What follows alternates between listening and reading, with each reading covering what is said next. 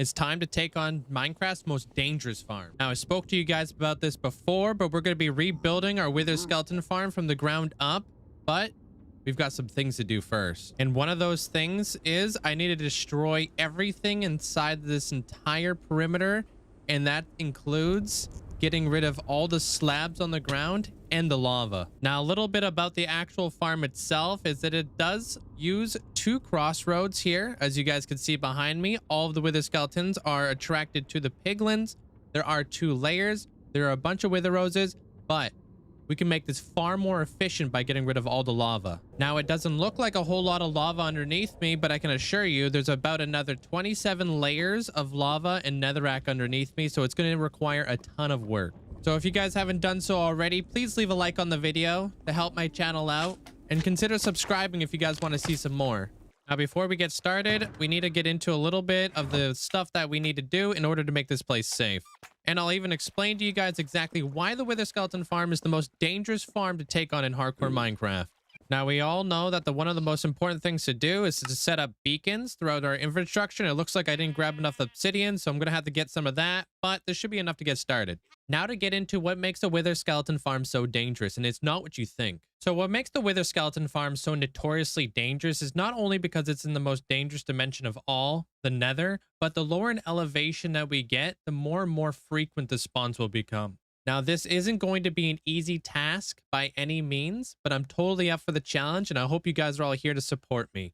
But let's get into a little bit of the how are we going to get rid of the lava and the method that I've chosen moving forward. Scaffolds. Now, some of you guys may have already heard about this method, but oddly enough, scaffolds can remove lava. They're not going to burn in the lava, but they are flammable, so we'll have to watch out for gas. Anyways, by taking our scaffolds, you'll see that we can get rid of a layer at a time. Now, this is going to take quite some time, but we can slowly remove all of the lava as we go. So I think this will turn out to be an incredibly nice time lapse as we slowly get rid of the lava layer per layer. Now, this is a really good example of how much lava, like how deep the lava can basically be inside some of these caverns, which means that it looks like it's going to be about 7 or 8 layers thick of lava pretty much throughout this entire area. That took me about 5 minutes to do. The entire perimeter, well...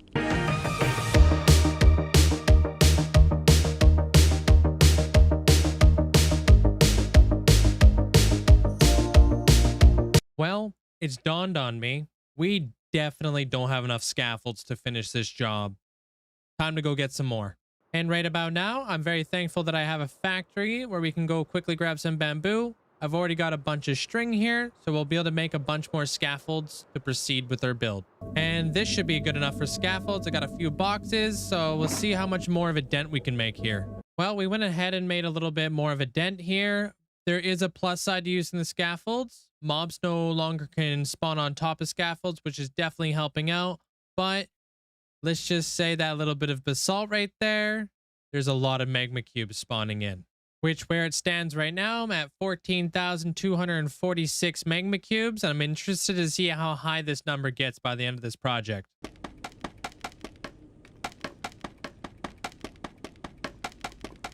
Taking a bit of a break from a little bit of the scaffolding to collect a little bit of sand. So here's hoping that there's enough sand here for me to collect. I'm thinking 6 boxes will be a good start so I can make some walls inside of the perimeter.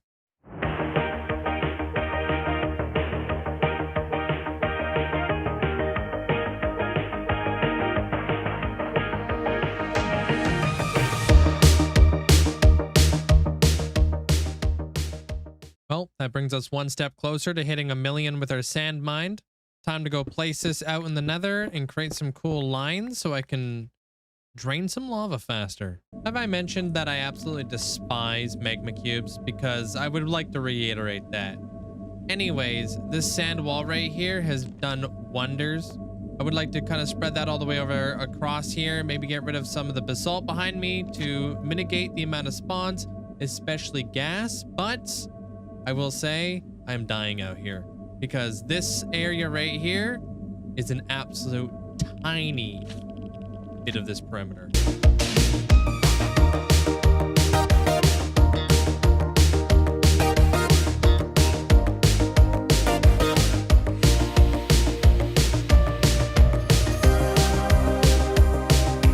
Now, I've been doing some thinking, and I come to the conclusion that I think that sand actually might be the fastest way to get this done over scaffolds. Originally, I didn't want to use sand because I know soul sand valleys can be a huge pain in the neck, but well, if you look, I'm in the nether waste over here.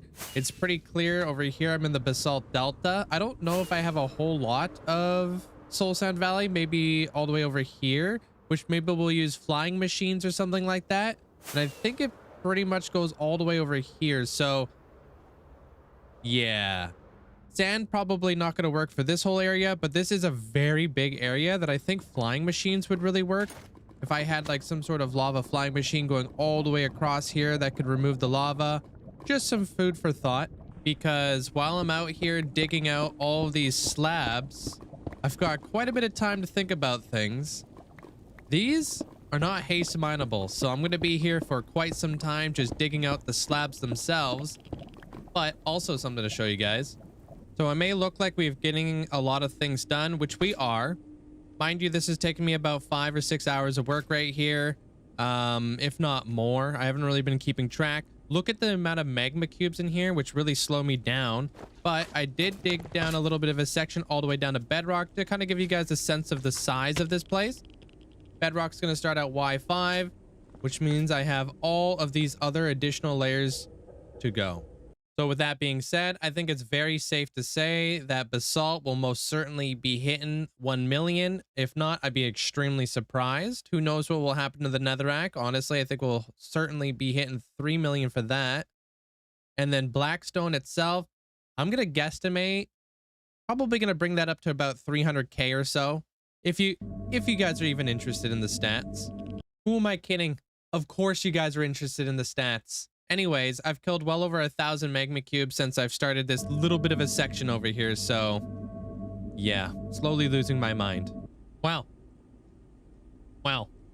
Damn. That's all I gotta say. Anyways, getting rid of all those slabs over there was an absolute pain in the neck. But I did it.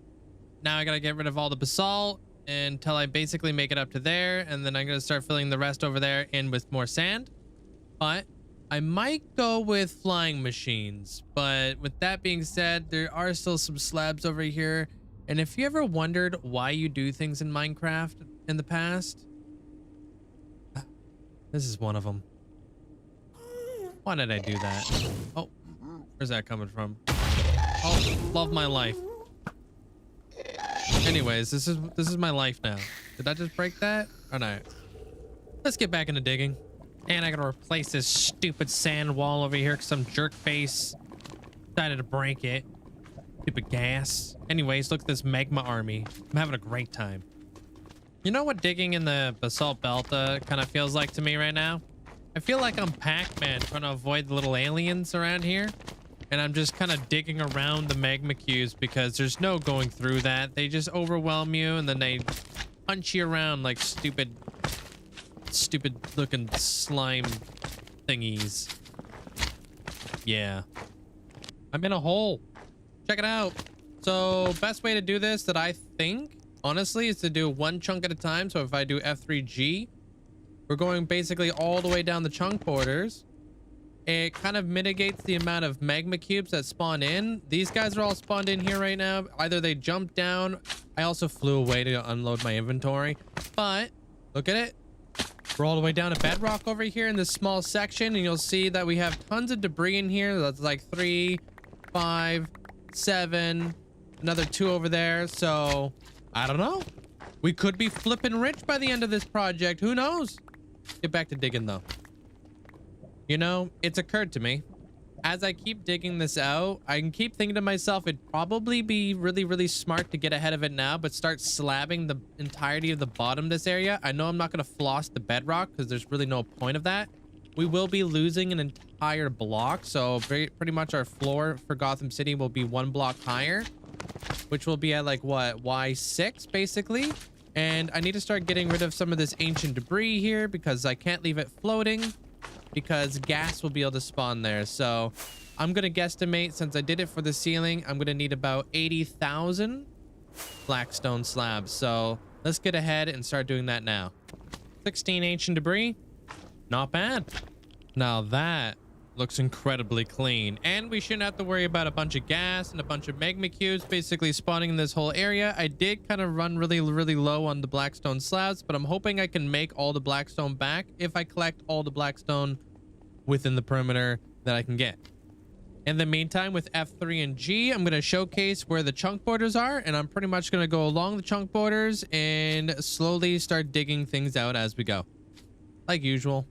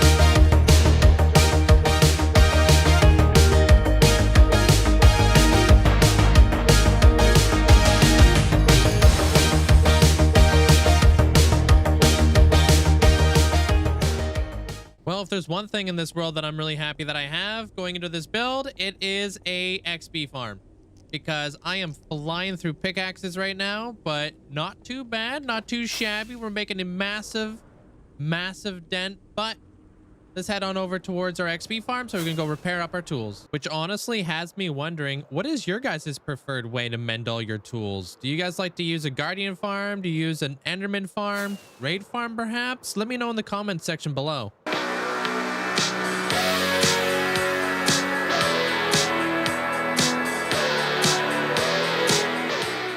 And just like that, we have all of our pickaxes repaired. That only took me 2 TNT to fully repair up. How many picks was that? About 6 pickaxes and my shovel.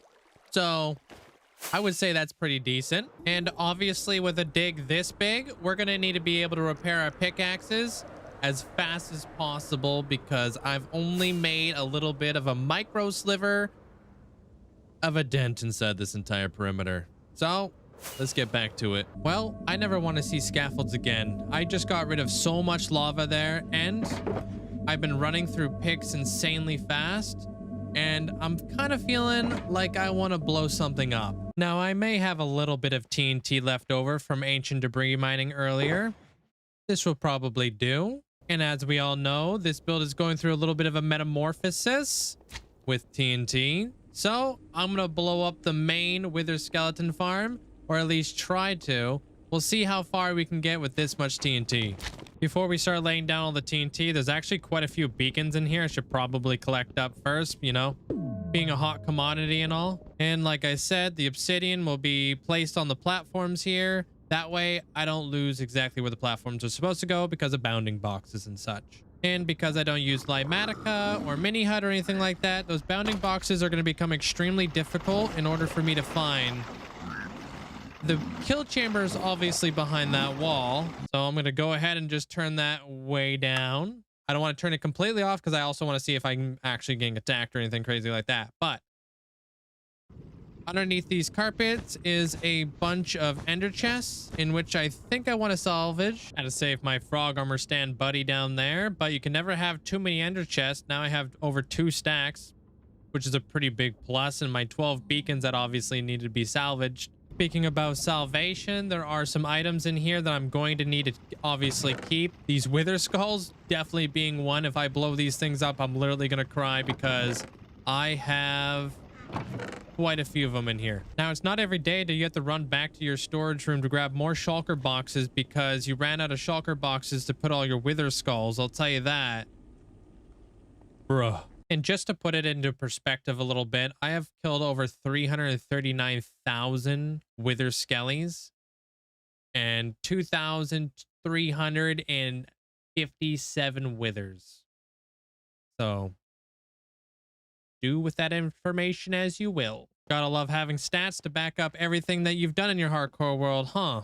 And have I mentioned that I've been opening up the corridors of the hub? making things a hell of a lot more safe to fly around here. So I have each and every single one of these corridors now fully open, got rid of all the skulk so I can fly freely throughout the hub. But there's some massive additional changes that will be happening to this whole area. So yeah, there's also that. Now, with all the resources I could possibly gather outside, I should probably start getting rid of the spawning platforms. That way, when I'm blowing up this entire area, the wither skeletons can't spawn. So let's do that now. Well, now I got everything tucked away, out of the way, just in case we have any straggling TNT blow up where I had all of my boxes and stuff. So now we can start laying down the TNT. But these guys, I'm going to have to be very weary of. Yep. Well, I'm going to go out on a limb and say that if I needed a blaze farm right now, this would be a great way or a great time to start at least, because holy smokes. Wow. Well, wow. I guess you could say things are really heating up in there. Huh. Well, needless to say, I'm going to need to make a trip on over to the witch farm because I'm going to need a heck of a lot more fire resistance.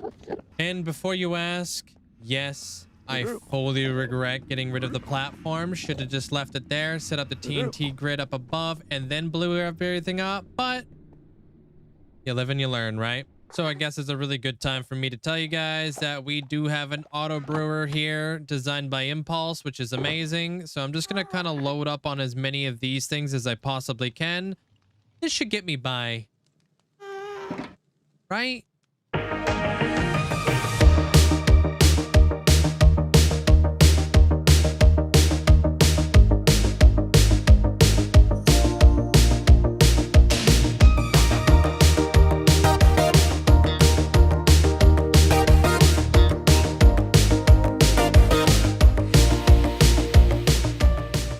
I'm gonna go out on a limb and say that that definitely works.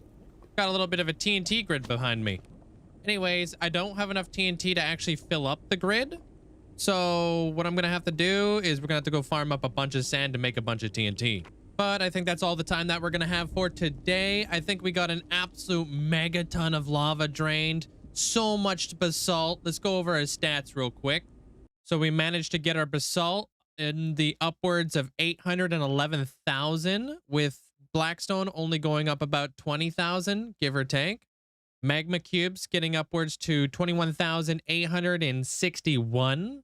Scaffolds upwards to 51,627, which is obviously accompanied by our sand, which is 154,000, which you would think would be a lot more, to be honest, but that's where we ended up.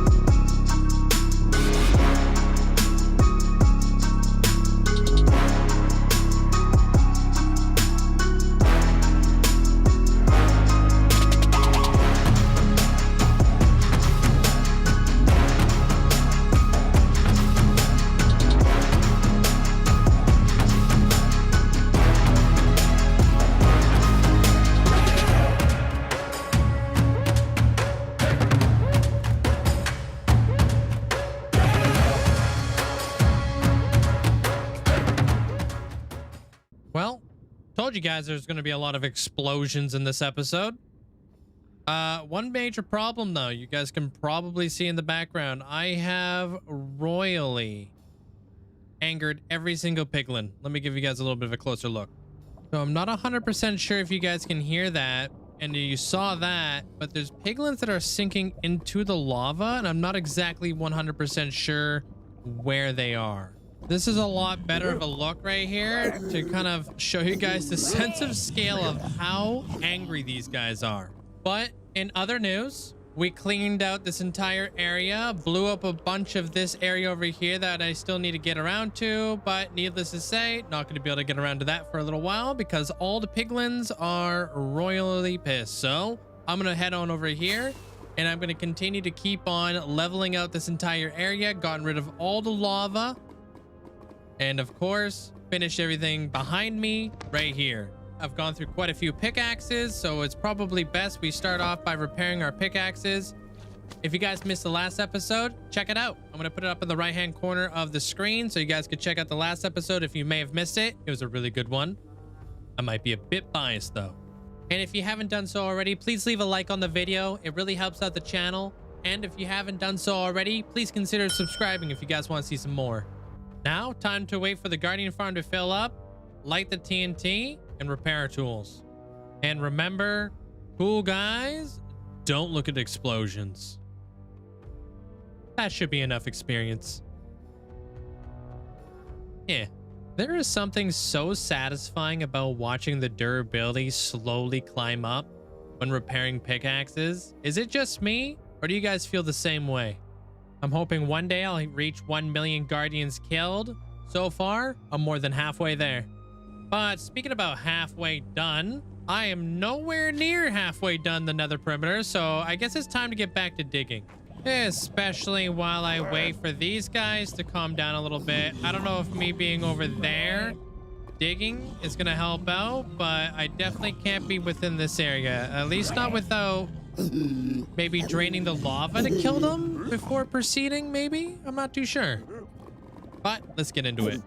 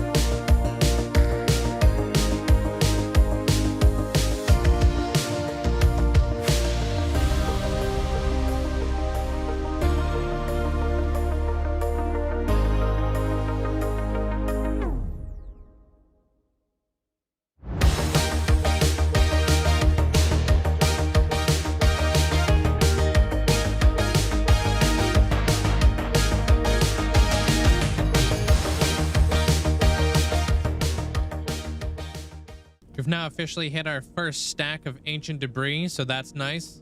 Mind you, it took this entire area to be completely dug out from Y32 and below to get a full stack of ancient debris. So that kind of puts it into perspective how rare ancient debris is, and major respect to everybody who has a netherite beacon in their world.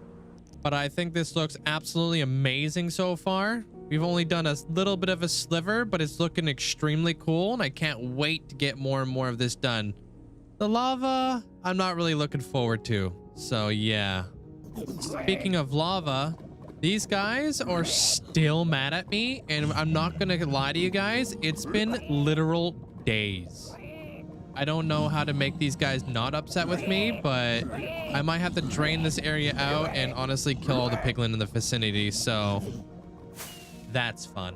Speaking of fun, every single one of these shulker boxes behind me are completely full of resources, and I've started to throw out resources, so I guess I'm gonna go load up my storage room. Apparently this is gonna take me multiple trips because, yeah, the shulker monster's real. And naturally, basalt and polished basalt are fully stocked up inside the storage room, which means that we're gonna have to start putting some stuff away inside these silos right here, where I can start basically filling up these guys. And there you have it. That feels so much better. To be fully organized and the storage room to be completely packed, but we got more work to do, so let's get back to it.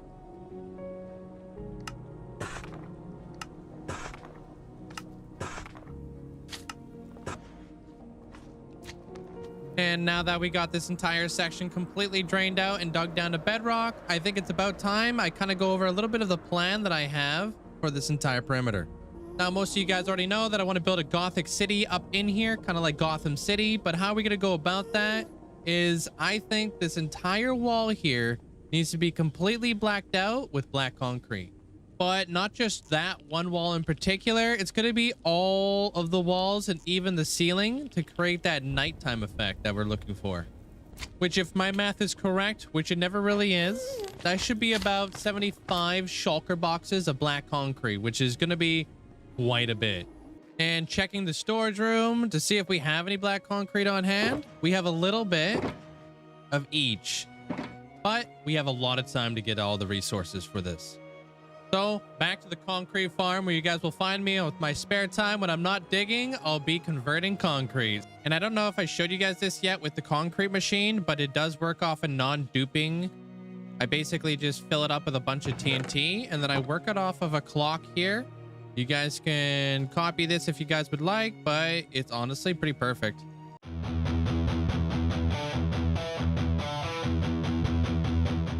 Which I believe with that configuration, it gets you 17 concrete for every TNT. I know you could use some fancy doodad magic, but I'm not fancy. Oh, but I'm good at flying into walls. Speaking of walls, let me show you guys exactly what I mean by having completely blacked out walls and a roof here by placing some concrete. Now, it doesn't go all the way up to the top, but I think that basically shows you guys exactly what the wall's basically going to look like. So envision this entire thing is just all black concrete. I left a little bit of a gap on the bottom, which doesn't matter because obviously we're going to be putting our floor down here. And then I left a gap over here on the side because this is where the conjoining wall is going to go, going down that side. But I think that's absolutely gorgeous. Also, I'm thinking about putting my buildings maybe around here. So we're going to come in another like 10 blocks or so. That way I can actually have like a variation of different kind of cloud effects, like with the various different heights and stuff like that. But obviously that's going to take me quite some time to get all the black concrete to do this entire perimeter. I figured it out. I found out exactly why the piglins are upset with me, and you guys aren't going to guess why. So I started noticing that this problem would follow me around. Outside of my nether hub, you can see that even the zombified piglins here are upset with me. So it really got me thinking, how is that possible that they're always mad at me no matter how far away I get from where I'm actually doing the wither skeleton perimeter? And let me see if I can find the culprit here.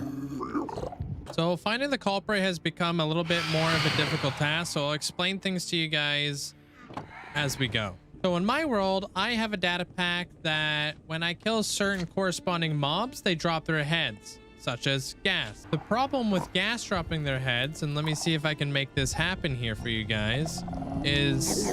Oh, okay, there he goes.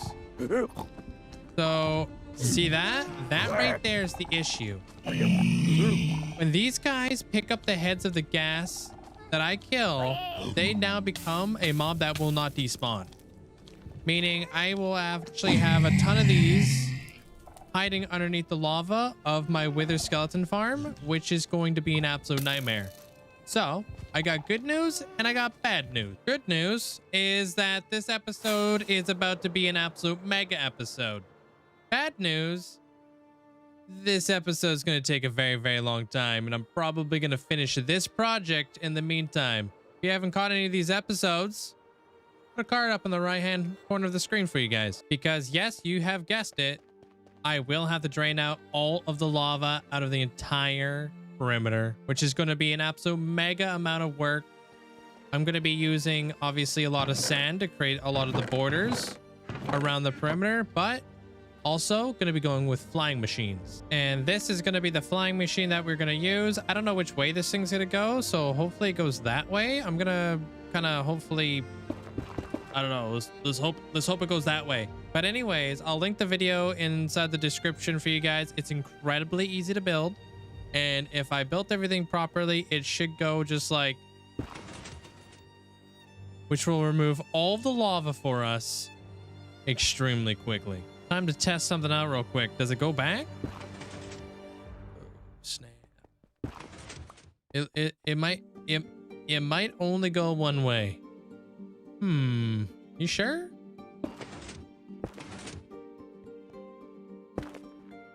Oh, yep. Yep, it only goes one way. It only goes one way, which is gross. That means that we will have to basically rebuild this, drop a layer, rebuild it, drop a layer, rebuild it, drop a layer, which wouldn't be that big of an issue if we duplicated TNT. But since we don't duplicate TNT, we don't have the luxury of getting rid of all of the stuff in front of our thingy majig that thing is over there. So that means that we have to do things the long and complicated and hard and gross way. But it should definitely speed up the process and be a heck of a lot quicker than scaffolds. So I'm just going to touch grass in the meantime, because I don't think I'm going to be seeing the overworld here for a little while. So, oh, that's a moss block. Can't be touching on that actual grass, you know what I mean? In the meantime, I've got some pickaxes to repair and some work to get done. So I'll see you guys in just a bit. And that should hold us over for a little while. That's actually my main pickaxe.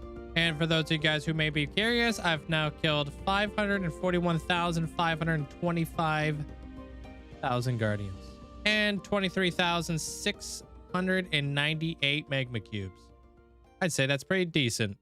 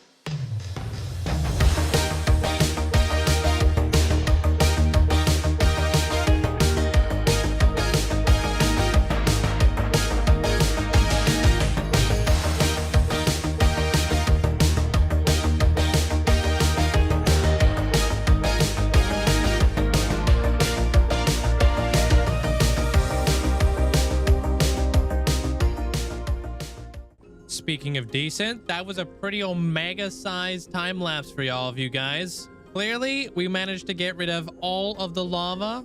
So I pretty much decided to do that because of the piglins. I couldn't get rid of the piglins. They were non-stop attacking me. So with help with the flying machines, getting rid of all the lava in this area. Hold. Was actually not that bad. And speaking about not actually that bad, to take out this entire chunk all the way down to that entire chunk takes me about 3 hours worth of digging, if I'm being pretty consistent with it. So you guys saw that in the time lapse. That's I don't know how many layers that is exactly. Let me see here. That's about 20 layers. Yeah, that's about 20 layers of just pure digging all the way down, one chunk at a time, pretty much just F3 and G. Show me exactly where the chunks are located, and then I just kind of dig them all the way down. I will be slabbing them all up as I move forward. But speaking about moving forward, you guys may have noticed that I've been doing a little bit of work over here with the black concrete wall. This is about 5 shulker boxes of black concrete, which is just a stupid amount. I'm completely out of gravel at this point. Probably got to run it back with all the with all that. I don't know how much black concrete that's going to take, but it's going to be quite a bit. And speaking of quite a bit, we finally hit it. 1 million basalt. So we got to add that to our 1 million board. That brings us up to almost 400,000 basalt mines since we started this project. And for our magma cubes, we're upwards to 24,000. That's definitely slowed down a little bit more now that we're making our way out of the basalt delta. Now it's time to rename this basalt and add it to our 1 million board. If you guys made it to this part of the video, put hashtag 1 million inside of the comment section down below, just so I know you guys were here for this massive achievement. It's been a long time since we've added something to our board, especially for the 1 million club that I got going on here in the world. My own little achievements and stuff, but for those of you guys who are wondering, it's going to go inside of this building right here, and I will do the bottom side of this build. Don't worry. That is going to be a side project. It's just a little bit freaky working that close to the void.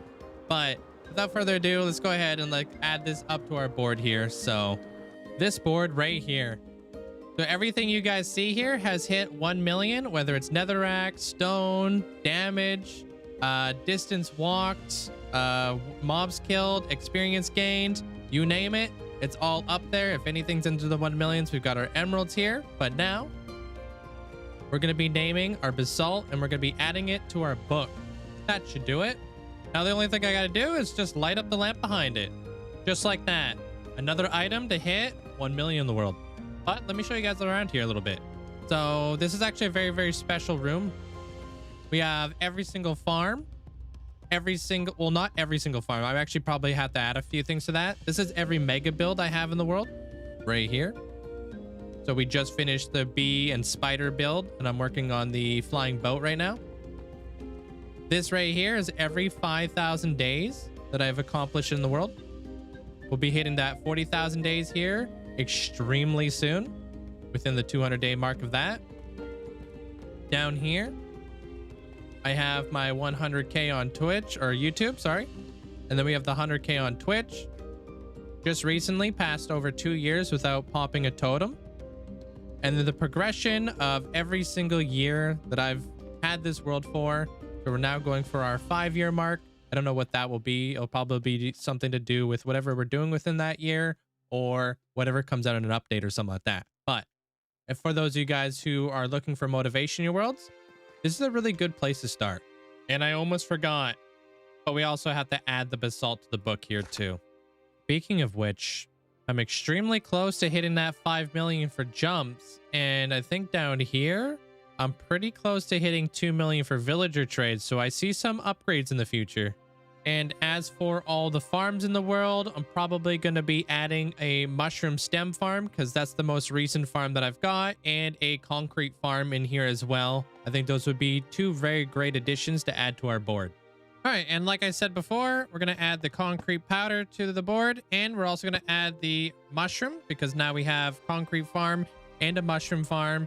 So let's go ahead and light up the lamps, and it actually looks like I'm going to need to swap these guys out for some glow item frames or something. So let me see if I've got any of those kicking around in here. Oh, I just barely have enough. Okay, nice. I do have the squid ink out here, and then I'll just go on the other side and I'll flick on the levers. So new additions to the world. I want to use that one. White concrete powder and the red mushroom. Come across the backside, and I will turn on the levers. I think it's this one and that one, which leaves us 5 more spots available to add 5 more farms. I would like to get a shulker farm on here, and well, I guess we don't really have a wither skelly farm at the moment, so yeah. But anyways, that's that all done and added to the board. But speaking about concrete, I need some concrete, but I don't think I have. Yeah, no, we don't have any gravel.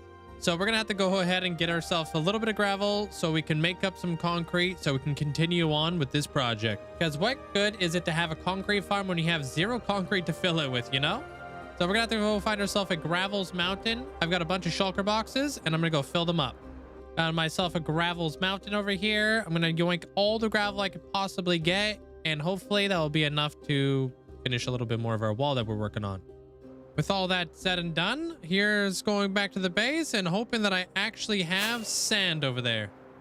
Okay, please tell me we have sand, because I did use a lot recently. You know what? I think that's enough sand. And with one problem down, arises the next problem. I'm completely out of black dye here. We can go check the squid farm to see if we have any leftover ink sacs, but we might have to make a bunch of wither roses using our enderman farm. This is a farm you don't see me in too often. Oh no. It's not looking too good over here. Well, yeah. I don't think we're getting enough ink sacs from this. Wow. Well, I guess it's time to convert wither roses. But I guess now would be a perfect time while we're on our way over to the end so I can show you guys how I convert wither roses. If you guys haven't done so, maybe check out my episodes over on the mushroom stuff. I'm building up a flying ship here that you guys have probably seen just bits and pieces of. But I think this is really shaping up. And if you guys want to see how this project's going, check it out. There's a little bit of a hidden farm inside that ship, just so you know. One major thing that we can definitely benefit from getting all these wither roses here in the end is the amount of beacons that we're hopefully going to get from this. I got enough beacons right now, but I could definitely do with some more. But also, this is my nether hub. And by nether hub, I mean end hub. Pretty cool, huh? We even got space right here. We got aliens on Mars. We have Uranus. We have this guy being abducted from Earth, from space. We even have the Ender Dragon and stuff like that. But anyways, I got some black dye to get. And briefly, before we start farming up some of these wither roses, let me show you guys a little bit of the new configuration for the wither rose farm. So I did change a bunch of stuff around here. You guys will notice. Yeah, they're falling straight down. And that's because down here is actually a skulk farm, which is really, really cool. So I could basically just sit here and go back and forth and farm up all the skulk. But it's not only just a skulk farm, but it's also an enderman farm that I can convert over to wither roses if I can get my slabs in place here. I think I might actually have to light up the platform before I actually get my slabs in here. So yeah, let me do that up real quick. Now let me just fly away and let the enderman basically despawn. And then we can go back and place our slabs back. I'm also working on a little bit of the glass down here, and I do have my volume off because the wither is just uncontrollably loud. It's ridiculous. But flying on down in here, we can then place down our slabs here. I need these slabs here just because I need to keep the allay in place. This allay is holding a wither rose here, as you guys will see, and hopefully... Okay, good. It didn't fly right out. Now we're going to get ready to basically place this guy up, and then we're going to convert a bunch of wither roses, and I'll show you guys exactly how that is done.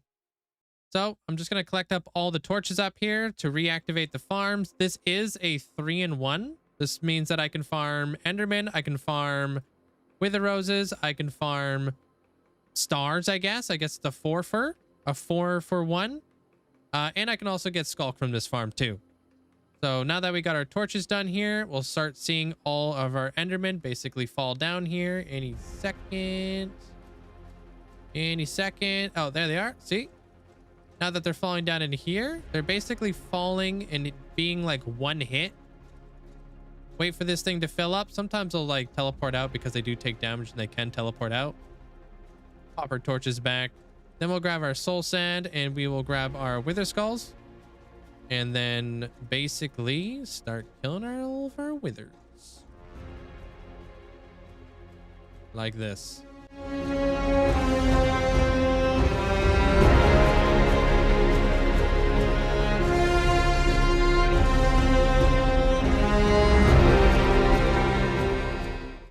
And as soon as the wither basically blows up, it'll convert all of the endermen into wither roses, and you'll see that the allay is going to go in there. It's going to pick up all the wither roses, and it's also going to drop it off into a box in behind our enderman farm. So I got this guy back here. Let me check this guy out. Oh my gosh, I almost fell into the void. Lovely. Right back here. Just like that. So I'll be over here. I'll be farming up some wither roses. But there should be more than enough wither roses for now. This is going to be plenty of black dye to create as much black concrete as we possibly can. At least for now, for the time being.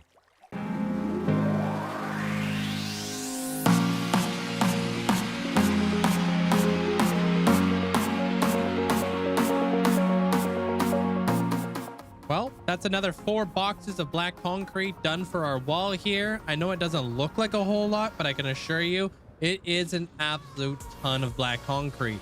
I'm officially out of sand, I'm officially out of gravel, and I'm officially out of black dye. And this episode has been taking a very long time to put together for all the progress that we have gotten done. I am fairly happy with what we got done today. And having a little bit of a look from way up here, you can kind of take in exactly how much lava we got rid of and how big that wall is over there. All the beacons set in place. And I wonder if we'll be able to fit a gold farm in here. What do you guys think? You guys think that we'd be able to put not only a wither skeleton farm in here, but do you think we could get away with putting a gold farm in here as well? It looks like a good portion of this stuff is nether waste. So maybe we could sneak a gold farm in here as well. And you guys may have just noticed that I'm incredibly close to hitting 40,000 days in this hardcore world, which means that it's about that time of year. It's world tour time. If you guys want to see what other incredible builds are going on throughout the world and whatever else I'm working on currently, that will be the perfect time to do so, because I can promise you this, it will absolutely blow you away. I have so many mega projects on the go that I think you guys will thoroughly enjoy. So until next time, I hope you guys all have yourself a wonderful day. Leave a like if you enjoyed today's episode, because it did take a lot of hard work. And if you guys want to see some more, consider subscribing, and I hope to see you guys in the world tour.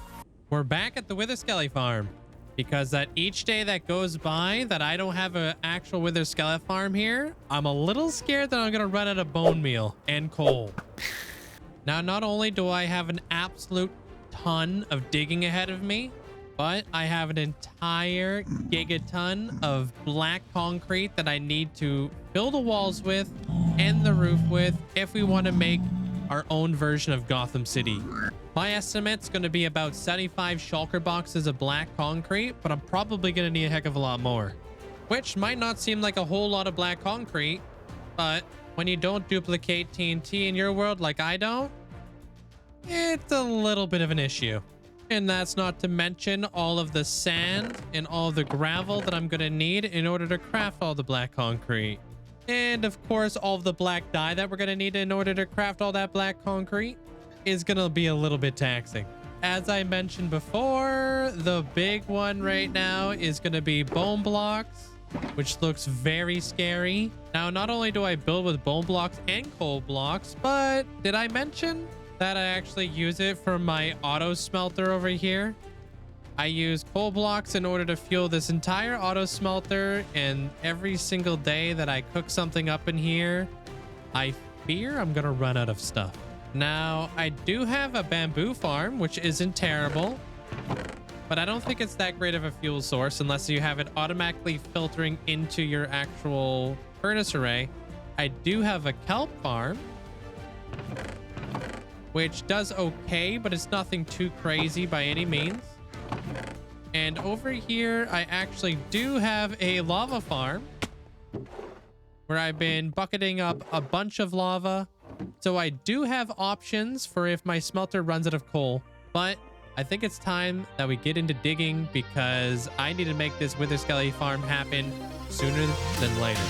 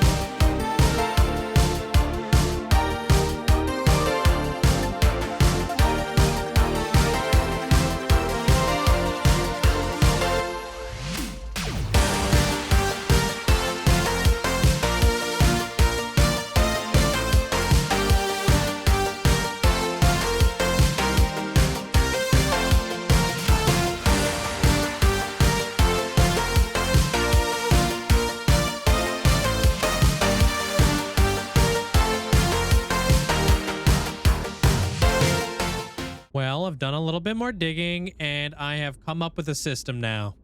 So I've got all of this done, and then I've moved my way all the way over here But as you guys may have noticed, I have sectioned off the entirety of the Wither Skeleton dig into sections, and they're all exactly 4 chunks, which takes me about a half an hour to completely dig out. So looking at each chunk here, we're just going to ignore the gas.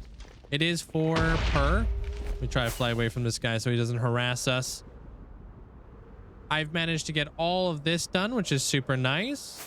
But looking at what we have left, I've got about 22 more days left of the dig, and I think I'm just under... So 2 of these would be 1 hour. So I think I'm upwards to around 16 hours right now. As for the walls, well, that's a completely different story because I need about 100 boxes just to be able to complete all the walls in the ceiling here. That's probably going to take some time, especially because I am taking on a city expansion project. But I am currently sitting at around 10 shulker boxes of black concrete. Filling up the entire auto sorter here, filled with black concrete, and that still isn't even close to what we need, which raises a whole nother issue.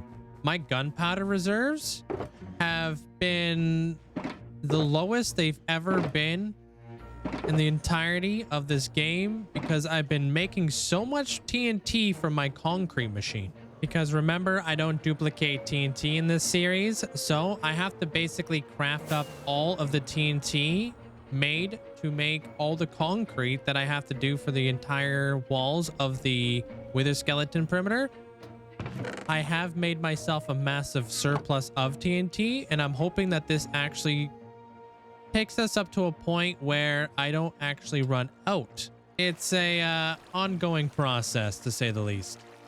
So with that being said, I just wanted to give you guys a quick little update on how the dig is going, because I'm about to go back to the dig. I just don't know how much more recording of the dig I am going to do, mainly because, well, to be perfectly honest with you guys, there's only so many different angles I can give you guys without it getting boring to watch, because it is a pretty boring, mundane task. So I'm gonna go back to it. But what I will do is I will show you guys a quick little stats update. So we are upwards to 3.2 million netherrack so far, which is pretty nice. I'm hoping to get this one into the millions here next. I've actually been getting an absolute ton of gravel through the Wither Skeleton dig, which has been very handy. And of course, our basalt is almost at 1.1 million. So I'm actually very interested to see what those stats are looking like once we're completed the dig.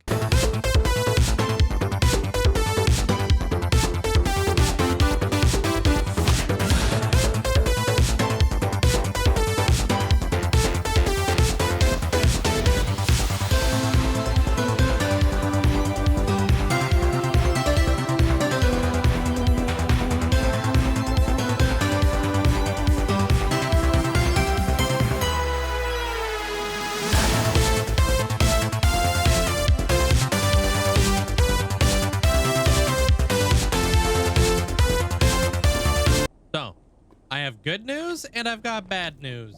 The good news is the dig is done. I completed the entirety of this whole dig on a live stream over on my Twitch channel. If you guys don't follow my Twitch, this is basically where all the magic happens. The bad news is, well, in the process to updating to 1.21.4, well, let's just say I lost a little bit of the footage, but I also have a bunch of the footage obviously to show you guys. But yeah, there's a little bit of the footage that did kind of get nuked through the update because of replay mod not liking some of my mods being a little bit different from what they used to be. One of them being this mod right here. This is the, well, this is actually the culprit right here. This is the world map or whatever it is, but it kind of gives you a little bit of a bird's eye view of what the perimeter is looking like. And I can tell you this much, I'm extremely excited to take on this build. I've been slabbing like nobody's business, but let's go over the burning question here. Where did we end off on all of our statistics? So let's bring it up and let's take a look. We ended off at 3.6 million netherrack, 1.1 million basalt. Going on down here a little bit, almost 300,000 blackstone. And I think, yeah, we got 100k soul sand and 89,000 soul soil. Another big one I think would be magma cubes. So let's scroll on down to see if we could find ourselves some magma cubes. Where you at? Because these guys were absolute menaces. So I ended off at 26,144 magma cubes, which is nuts. So I'm going to continue on and slab out the rest of the entire perimeter. I've got some extremely overpowered farms that we're going to take a look at here very, very soon. One of them is going to be the whiskey train. That's going to give us over 2,000 wither skulls an hour. It is an absolute beast of a farm, and my friend helped design it. And just for a frame of reference, I have officially placed over 135,000 blackstone slabs. And don't worry, those beacons will definitely change. But what I will say is I started this dig in this hole over here 4 years ago, back when I had my shulker boxes, my chest, my ender chest, and everything. I lived out of this hole. And I used to look over top of this perimeter and kind of see it for all the progress that it used to have. And it being completely dug out is such a crazy feeling that I'm so looking forward to building our own version of Gotham City with a little bit of a arcane twist. Think about gothic cyberpunk. But without further ado, I got some more slabbing to do.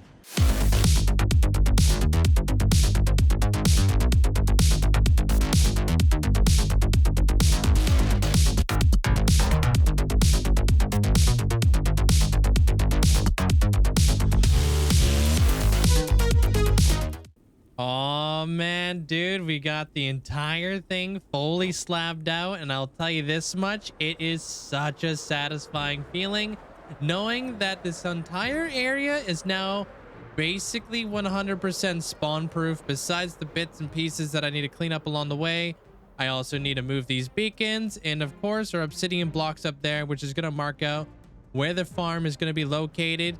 So I think it's about time that we take on the whiskey train. But quickly before we do that, I want to run through all of the loot that we've gathered. So we have all this ancient debris here that I'm going to go smelt up. And of course over here we have all the nether gold that we got to smelt up as well. I'm going to make myself a small miniature netherite beacon. And I of course left the final netherrack to be mined inside of this entire perimeter here to be memorialized. So I'm gonna go name tag that as well and put it up on the wall. And of course that's gonna be this wall over here on my ship, because right beside here we have the very first ancient debris I ever got from that farm. So of course I'm thinking the last one right next to it is going to be absolutely perfect. I wish I had the date on this guy. This is also the last end stone from mining out my entire end island, which almost got me over 900,000 end stone blocks mined. And as we wait for all this to cook up inside our smelting array, for those of you guys who want to know, I officially hit over 33,000 experience basically banked in our furnace array throughout the year of 2024. Just a little tidbit of information that I thought you guys would find interesting, but I'm going to be standing here for like a little while these furnaces begin to cook up all of the gold and of course all of the netherite scrap. And then we'll build ourselves a beacon. Well, I don't think I've ever had this much gold in my entire life. It's as long as I've ever had this hardcore world, this is probably the most amount of gold that I've had forever, because I don't AFK the gold farm, and honestly probably the most amount of netherite scrap that I have ever had. But anyways, without further ado, let's make this into netherite ingots like so. And of course we're going to be making those 9 netherite blocks. And I know there are a few of you guys who are just laughing at me, knowing that I am very poor when it comes to gold. Well, I'll have you know that things are very different when you don't AFK. And I have to get gold a little bit differently than the way that you guys would get gold. So, yeah. My netherite beacon may be smaller than yours, but at least I could say I know. Oh my gosh. Anyways, let's build this farm. First things first, I don't want to have any blazes spawning in here, so I'm just going to spawn proof these 2 blocks here. Oh, I missed. Oh, I am falling to my death. Anyways, back at it. we're just gonna quickly just spawn proof that because I don't want to have any blazes. Now I need to kind of figure out exactly where I want to put the actual wither skelly farm. So I'm going to be doing some testing here because I don't know what the heck I'm doing. So this is exactly what I need to see. I need to see wither skeletons spawning on each and every single one of these platforms. Now I know that I see the wither skeletons spawning in here. I've narrowed it down to where one of my cross sections are, where I'll fill everything completely out and fill it with wither roses. But I definitely don't want to be filling out the platform with a bunch of netherrack, especially when I don't have enough wither roses to fill out the platform. The reason for that is, well, we don't want to have a bunch of gas and a bunch of other things taking up the spawnable spots, because that's where things are going to get extremely dangerous. So I'm going to be over here and I'm going to be farming up a bunch of wither roses. Dude, also, did they make Enderman's eyes purple again? Because I swear they made them white and then they made them purple again. I don't know what's going on here. I don't know if I'm just tripping out, but I feel like that's got to be different.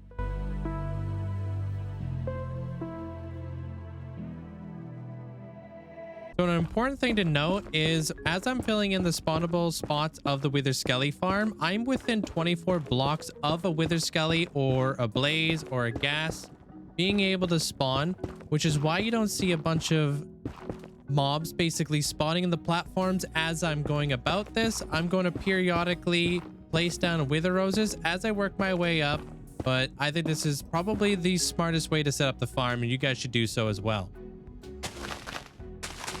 So this is basically what you want each level to look like, the netherrack, and of course the wither rose. But why do I choose to go with netherrack?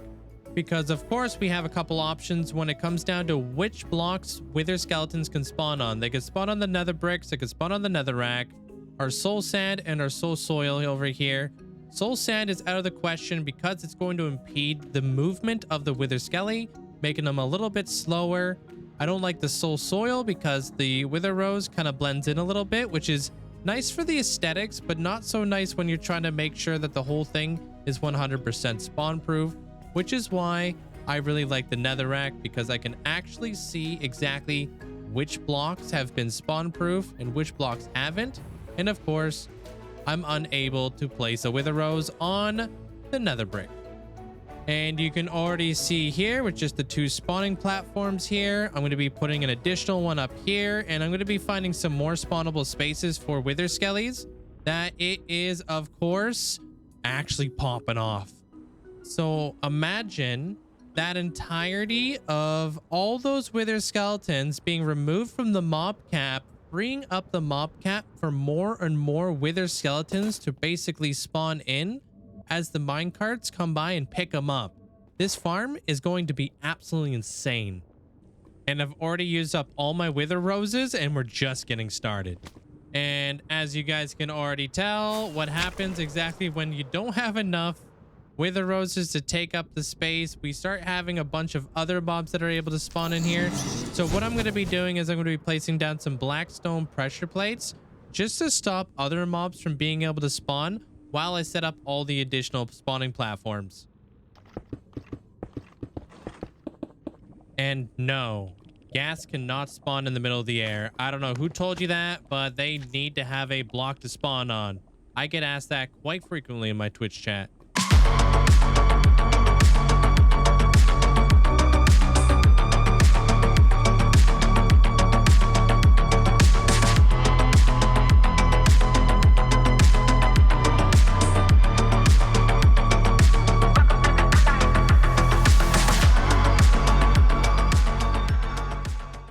And now that we have all the wither roses in place, and I've also got the skirt around the farm, this is actually incredibly important just to make your farm ever so slightly more efficient. For those of you guys who don't know, it basically really encourages pack spawning. So you see how the wither skeletons are spawning in packs of like 3 to 4. Make sure you do this on all your farms. So the next thing I need to do right now is I need to actually start setting up a little bit of a guide, because I want to start filtering these guys into. We're going to be picking them up in the minecart. So I'm going to be plopping down some blackstone slabs, some iron golems, and I'm gonna have to probably change where this beacon was located because, of course, naturally, my beacons are always in the way. So I'm gonna start figuring out exactly what configuration would be the best way to pick these guys up, and I'll see you guys in just a moment. You know what? On second thought, I'm pretty much just going to drop these guys down on every single platform that I could possibly do so. That way, no matter what, no matter where they spawn, I'll be able to get them off the platform as fast as possible and into the kill chamber so more wither skellies can spawn in, making this place a little bit more efficient. So I'm just going to go ahead and start doing that now. And of course, we don't want to get too far away from here because I definitely don't want to have blazes or worst off gas spawning on this platform, so I don't want to get ahead of myself. I just want to kind of do this part in sections. Now, ultimately, these slabs are here to stop these wither skeletons from being able to make their way across, but every once in a while, they'll actually be able to jump across. So we're going to be placing our trapdoors, which are totally flammable. So let's hope that we don't have any more blazes from here on out. But ultimately, if I press F3B here, I could still make a line of sight with the wither skellies, so this shouldn't inhibit their line of sight in any way, shape, or form.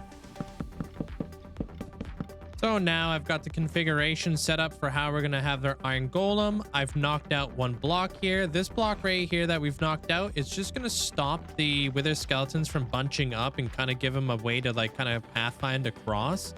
Everything's all buttoned up, and then right here will be where our iron golem goes, but I don't think we'll be able to actually spawn him in because there's blocks attached. So now that we've got that set up, we can do this the whole way around.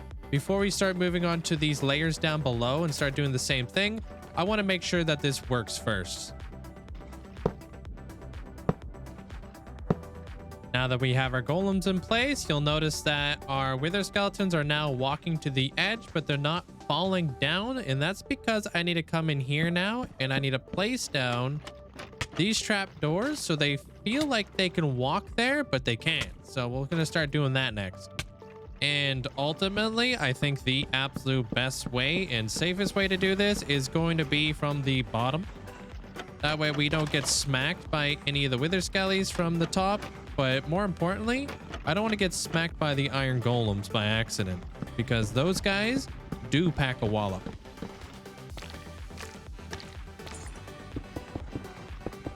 All right, that's all the iron golems in place, all the platforms in place, the skirts in place, and you guys will also notice that I've got the honey blocks in place now. The honey blocks are basically going to stop the wither skeletons from being able to jump. And then, of course, I have the trapdoors right in behind them to kind of push them over towards where I'm going to have my minecarts collect them and feed them into the kill chamber, which I think the kill chamber is going to go right around this region. So I've kind of mapped out some blocks here. I don't know. Hopefully it's a good height, but at least it gives me a little bit of a direction to go with it. Look at all those wither skellies. I can't wait to set this up. But anyways, I guess I'm going to start taking on the part of the build that I wasn't really looking forward to. And the first thing that we're going to need is a ton of powered rails. So we're going to go ahead and start crafting up those. And let's hope that this is enough to get us started today. Welcome to my living nightmare. Spaghetti farm. Yeah, this was I don't even know if this is going to work. I haven't even tested this out yet. I'm just trying to do my best to make sure everything was linked up properly. Of course, I got to get rid of all the netherrack up here. I think I have all of the rails powered and all of the wither skellies that are going to be able to get picked up by the rails. I might have to do a little bit of fine tuning from here on out, to say the least. But I think I am at a point right now where I can start loading up the carts. I have my right here. This is going to be the dispenser for all the minecarts. So all this is going to be filled with minecarts, the whole thing. And then we're going to be dispensing this line, and the two other lines on the other side. Up here, we're going to be bringing in the wither skelly. So this is kind of like the input system. This is where they fall off from this activator rail right here. And then they should hopefully land right here and right here, where I could stand on that pressure plate and be swiping away at the armor stand. But one major issue that I have right now is, well, the fact that my sword literally has fire aspect, and fire aspect mixed with armor stands doesn't work. So I'm going to be taking one of these guys right here because we're going to have to make ourselves a new sword for this farm. Now, in order to craft the perfect sword for our wither skeleton farm, there are a few things that we need to know. Obviously, we're going to need unbreaking, sweeping edge, which is very important for this farm, looting, obviously. We're going to have mending because you can't, and probably the most important enchantment of all, Bane of Arthropods. I'm just kidding. We're going to be going with Smite 5. Relax. Don't come after me and my bloodline. That was a joke. Anyways, let's start putting these things together and lose all my levels. And now that we have our perfect sword here, we are able to upgrade it up to netherite. Now, time for the scary part. Testing the farm. But before we get started, I'm not naive and I wasn't born yesterday. I know that I'm putting myself at harm's risk using this farm right here, so I have blown up the whole backside of this build.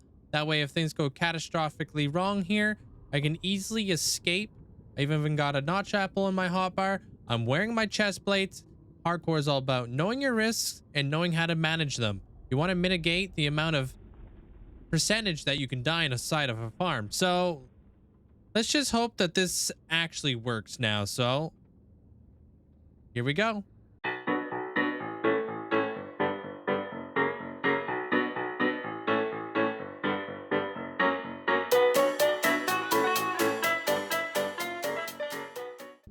Okay, well, that wasn't a bad test, but as you guys can see, I've got a little bit of bunching up on the carts right here. So I'm gonna have to collect all these carts and kind of figure out what the heck happened here.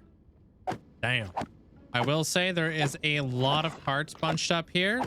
So the danger of entity cramming is quite high here. So yeah, be careful. I feel like I know what the problem was. I think that what happened when the minecart was coming through here, a piglin was on the tracks and slew down the minecart. I don't know if that's 100% correct, but I'll be making sure that all of these are perfectly lit up as well. And hope that I'm right on this. And then we're going to have to do test 2. So with all the netherrack out the way, and I think all of the rails powered up, this is my only other thing that I'm feeling is like kind of stopping us right now. So I wonder if maybe placing a glass block right there, and if I can get up in here, also placing this guy, and if we can power right behind the glass block, maybe now when wither skellies come through, they'll actually phase to the glass block, if that's an issue. But everything else is looking good. I think it's time we start up another test run. It's gonna quickly turn this way down because I learned my lesson the last time. Okay, so I'm a bit of an idiot, but I also figured it out. Yeah, this is definitely getting bunched up here. Over there with that rail line, well, I'm just stupid because I am not making this turn right here correctly. I'm just kind of throwing carts up here and they're just stopping right here. I need to flip that around. And there. Now that should go the proper way. Time to address this situation now. Well, I didn't want to have to admit it, but I may have done this this corner it's kind of stupid like too. So I think I've fixed the flow. Yeah. All right. Third time's the charm. Getting real tired of picking up minecarts. I don't know what happened there. So I've narrowed it down. If I place down a cart, bounces up, collects the wither skelly, and now the minecart continues going. So what was going on here was having the glass butt up against this rail right here has been slowing down my entire system, which means that that side hasn't been working for the exact same reason. So let's fix that side, and fourth time's the charm.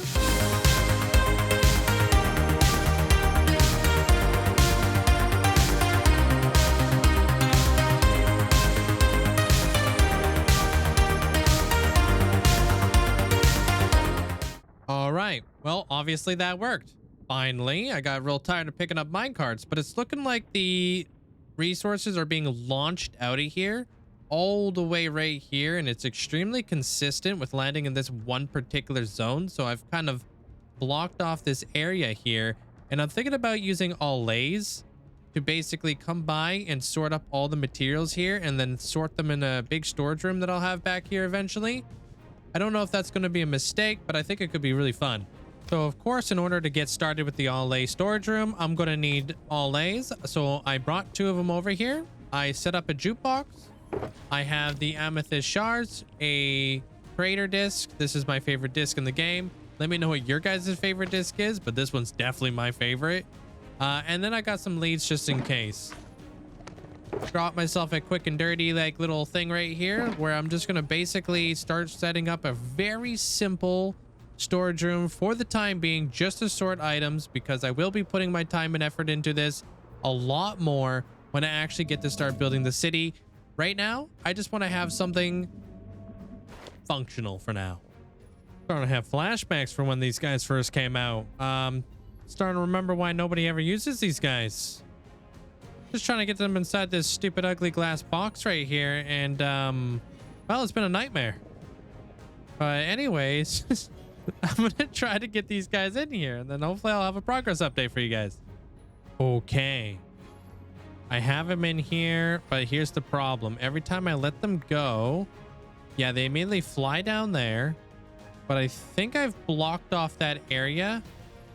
I'm just hoping that once I fire up the machine, they won't be able to get out still. So here goes test number 1. Well, I think it's safe to say these guys suck. Pretty much left all the loot right there. All the allays got out somehow. I'm gonna have to look at the replay mod footage and see how exactly that happened, because yeah. Anyways, I don't know what I'm gonna do here. All right, so allays aren't gonna work. Did a lot of research on them, but you may have noticed behind me, I ended up just building the redstone item sorter that comes with the farm itself. It wasn't even that difficult. It was actually pretty straightforward. Just had to make sure everything was all lined up properly. I'll show you guys some replay mod footage of it now.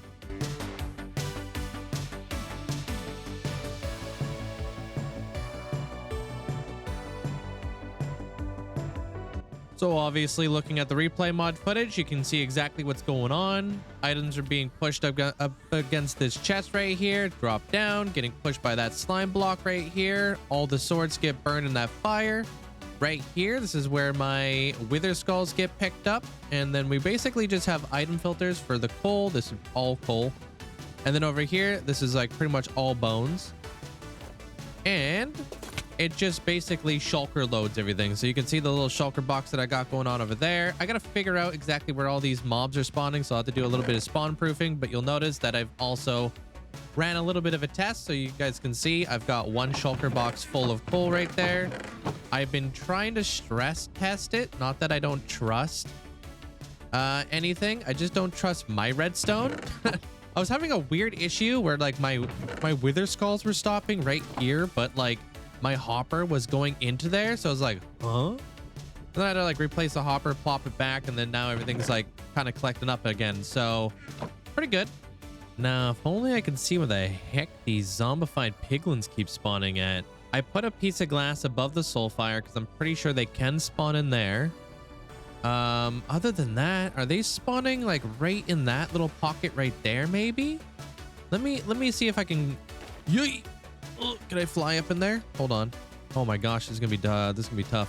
Yeah, I didn't think so. Ah, they're spawning on top of these pistons right here. I wonder if that would just be as easy as plopping a glass block and calling it a day. I don't see where a glass block would interfere with any of that. So let's go ahead and start doing that. Okay, so I'm pretty sure I got all the spawnable spaces in there. The glass should not interfere. If I see one more piglin spawn in here, I'm literally gonna pull up my hair. So I guess it's a good thing to say I don't have any hair, so I don't have to worry about that. But what I will have to worry about is the fact that we will have to build ourselves a brand new gold farm. I don't know if you guys saw the change coming up with the gold.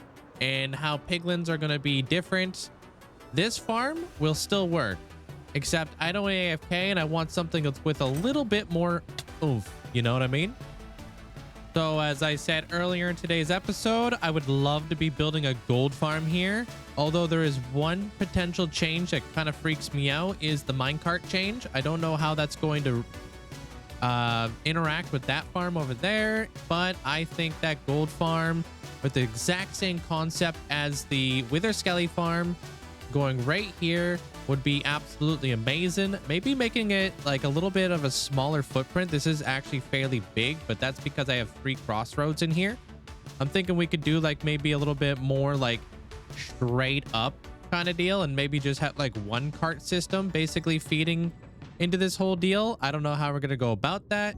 I'll also have to figure out a way to actually turn off the Wither Skellies from being able to spawn, opening up the mob cap so that the piglins are able to spawn. So we'll need to do that. But I think before I tackle the gold farm, I think we're gonna have to tackle this bad boy over here, which is of course the frog life farm.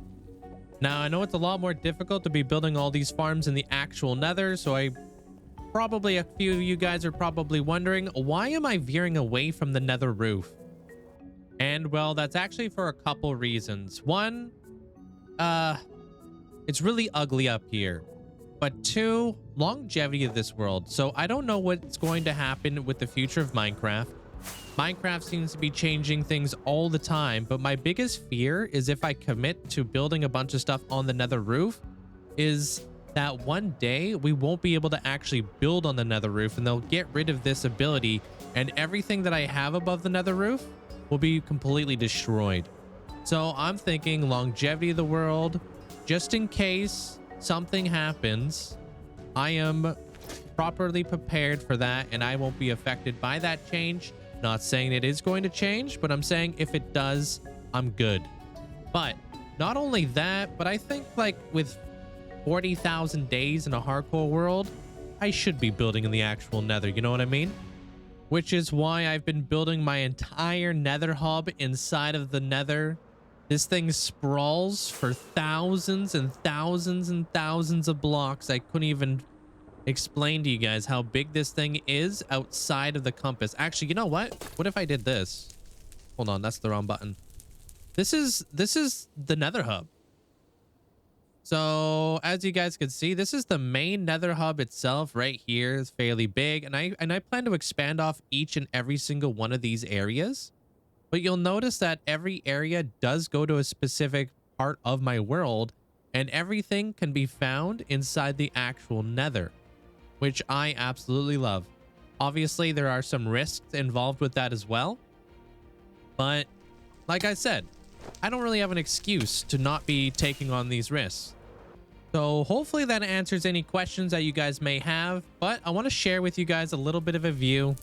Years and years ago, 4 years ago, about 4 years ago, I stood up here with a dream of digging out a perimeter from bedrock to bedrock. A few of those years, I built up a wither skeleton farm years ago, and I went all the way down to lava. And let's just say this much. I'm extremely happy with the fact that I decided to get rid of the lava, bring it all the way down to bedrock, get rid of everything that I had previously built in here, because I did build it a very long time ago, and I felt as if I could do a much better job. But with all that being said, there is a lot of work that needs to be done within this perimeter. Obviously, I needed to be doing all the black concrete on all of the walls and the ceiling, of course, which is going to take a lot of time, to say the least. But what I will say is we now officially have a Wither Skelly farm up and running, which means I don't have to worry about coal or bones. I wasn't worried about the skulls because I have a lot of surplus from the last farm, but you know what? I think we done did good this episode. So hopefully you guys enjoyed today's episode, because I think that's all the time that we're going to have for today. Over the last year, I've been working towards making hardcore's most insane wither skeleton farm. Providing me with over 2,000 wither skulls an hour, I think I've done just that. And I've accomplished all of this without the help of any TNT duping. But now that we got the farm done and we've gotten a lot of the perimeter completely spawn proof, it's time for the next phase. We're going to be turning this entire area into its own metropolis underground. Think of Gothic cyberpunk when it comes to city. Heavily inspired by Arcane and Gotham. Welcome to Motham City.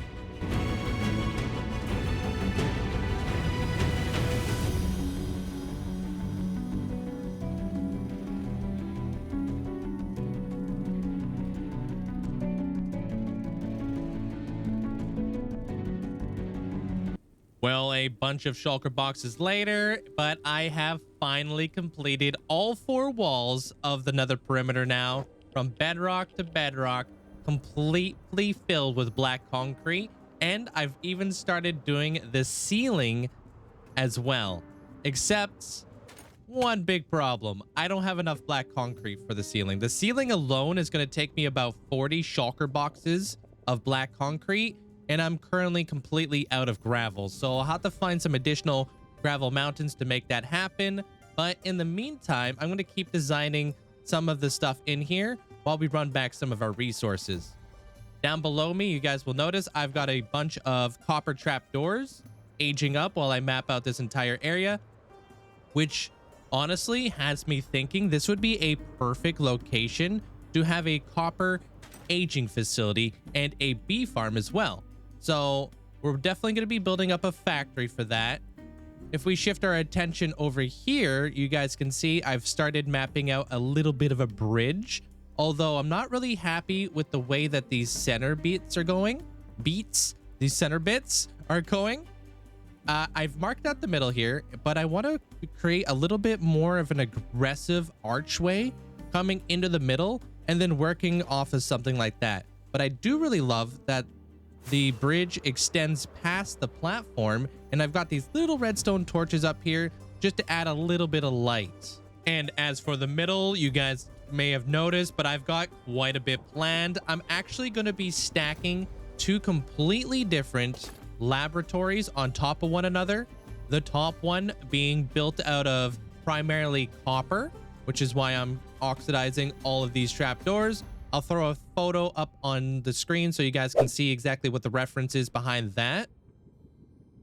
And down below, supporting the laboratory above, we're going to have an additional laboratory built out of brick, which is going to be a little bit more grimy because it's part of like the bottom part, the under part of the city.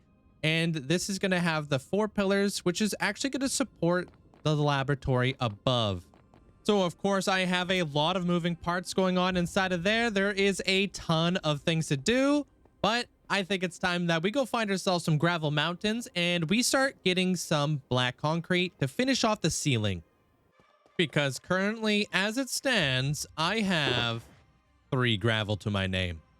But before I go out and find a gravel mountain, I want to show you guys this mountain over here, which is Lord of Dragon Mountain. This was in the last episode, so if you guys missed this episode, I'll put a card in the right-hand corner for those of you guys who want to catch this. But this is where I got all of the black dye to get all the black concrete done for their perimeter.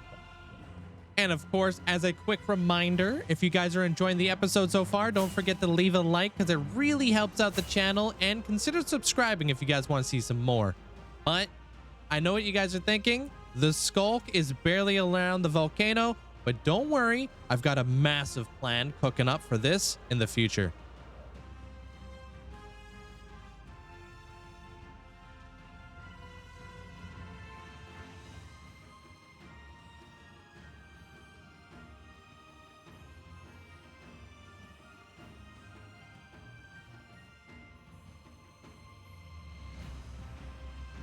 Well, we now currently have a toggle to turn on and off the Wither Skeleton farm behind me, and we also have a Gothic style bridge leading up to what's about to be the laboratory. I think that this design on the top of the bridge looks absolutely fantastic. It's supposed to be like kind of like abstract art of a butterfly or a moth, but let me show you guys how this thing over here works. So originally I built this so everything was at least light level 1, but I was wrong. It needs to be at least light level 7 to stop wither skellies from spawning. I have the glass panes right here to create the lava blade that cuts all the way through the farm. You guys can see I already got a bunch of these guys in here. But if I flick this lever right here, which will move, don't worry, this will turn off all of the lava sources, allowing us to enable the wither skellies to spawn again. As you guys can see behind me, we already got wither skellies spawning.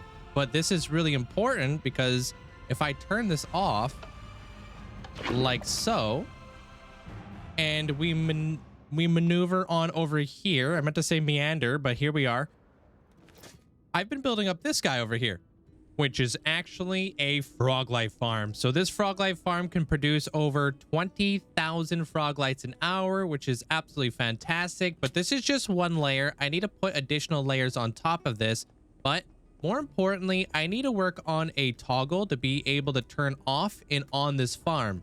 Magma cubes, though, don't care about light sources. So I was unable to create a light source in order to stop them from spawning. So what I've done is I have a bunch of sticky pistons with observers underneath them, and I'm gonna run a redstone line to activate all of that. That way, when we look inside of the actual farm here, you'll notice that all of these deep slate blocks get pushed up by a block. That's because magma cubes need to have a 3x3 area in order to spawn.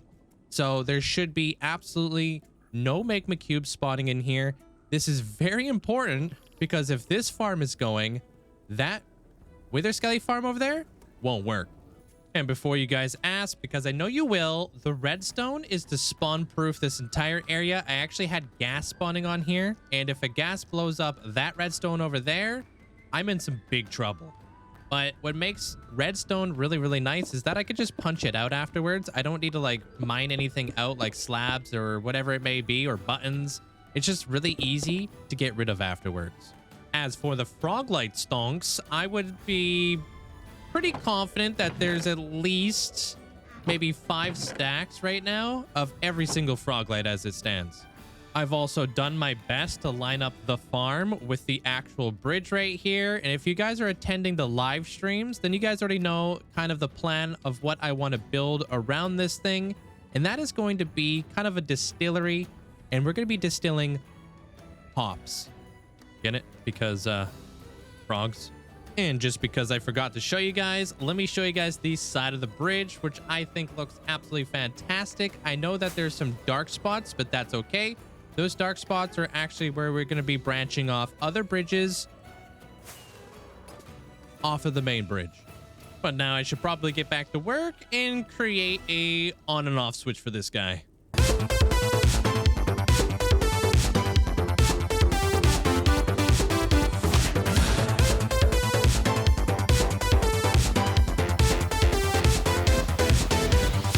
Look at this thing go. This frog life farm is absolutely popping off, and I completely forgot to fly there.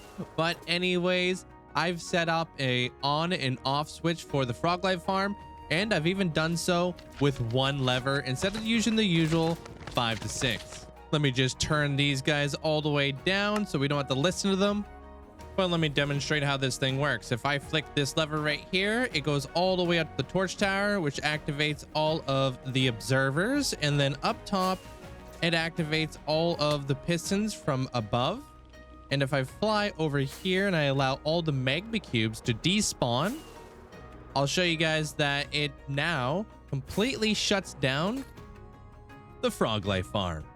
If we take a little bit of a closer look inside of the magma cube farm, well, it basically it's pretty straightforward. We're just taking up the spawning spaces, so magma cubes can only spawn in a 3x3 area. So I'm pretty much pushing a block into their spawning space and stopping them from spawning. And now time for the frog lights themselves. Take a little bit of a quick look at this. I've only been running this for about a live stream, and every single one of these double chests is completely jam-packed with frog lights. And I've even think we started filling up the hoppers in behind and some of the double chests above. Don't worry, I'm going to be auto sorting all of the frog lights, and I'm going to be making an auto crafter for all the magma cubes to be turned into magma blocks as well. But speaking about auto crafters, I have completely destroyed the entirety of what I used to have here that used to basically sort all of the items that went through the Wither Skelly area. So all of these filters, we have bones all the way down here, and then we have coal all the way over here, and then of course we have the Wither Skulls right there.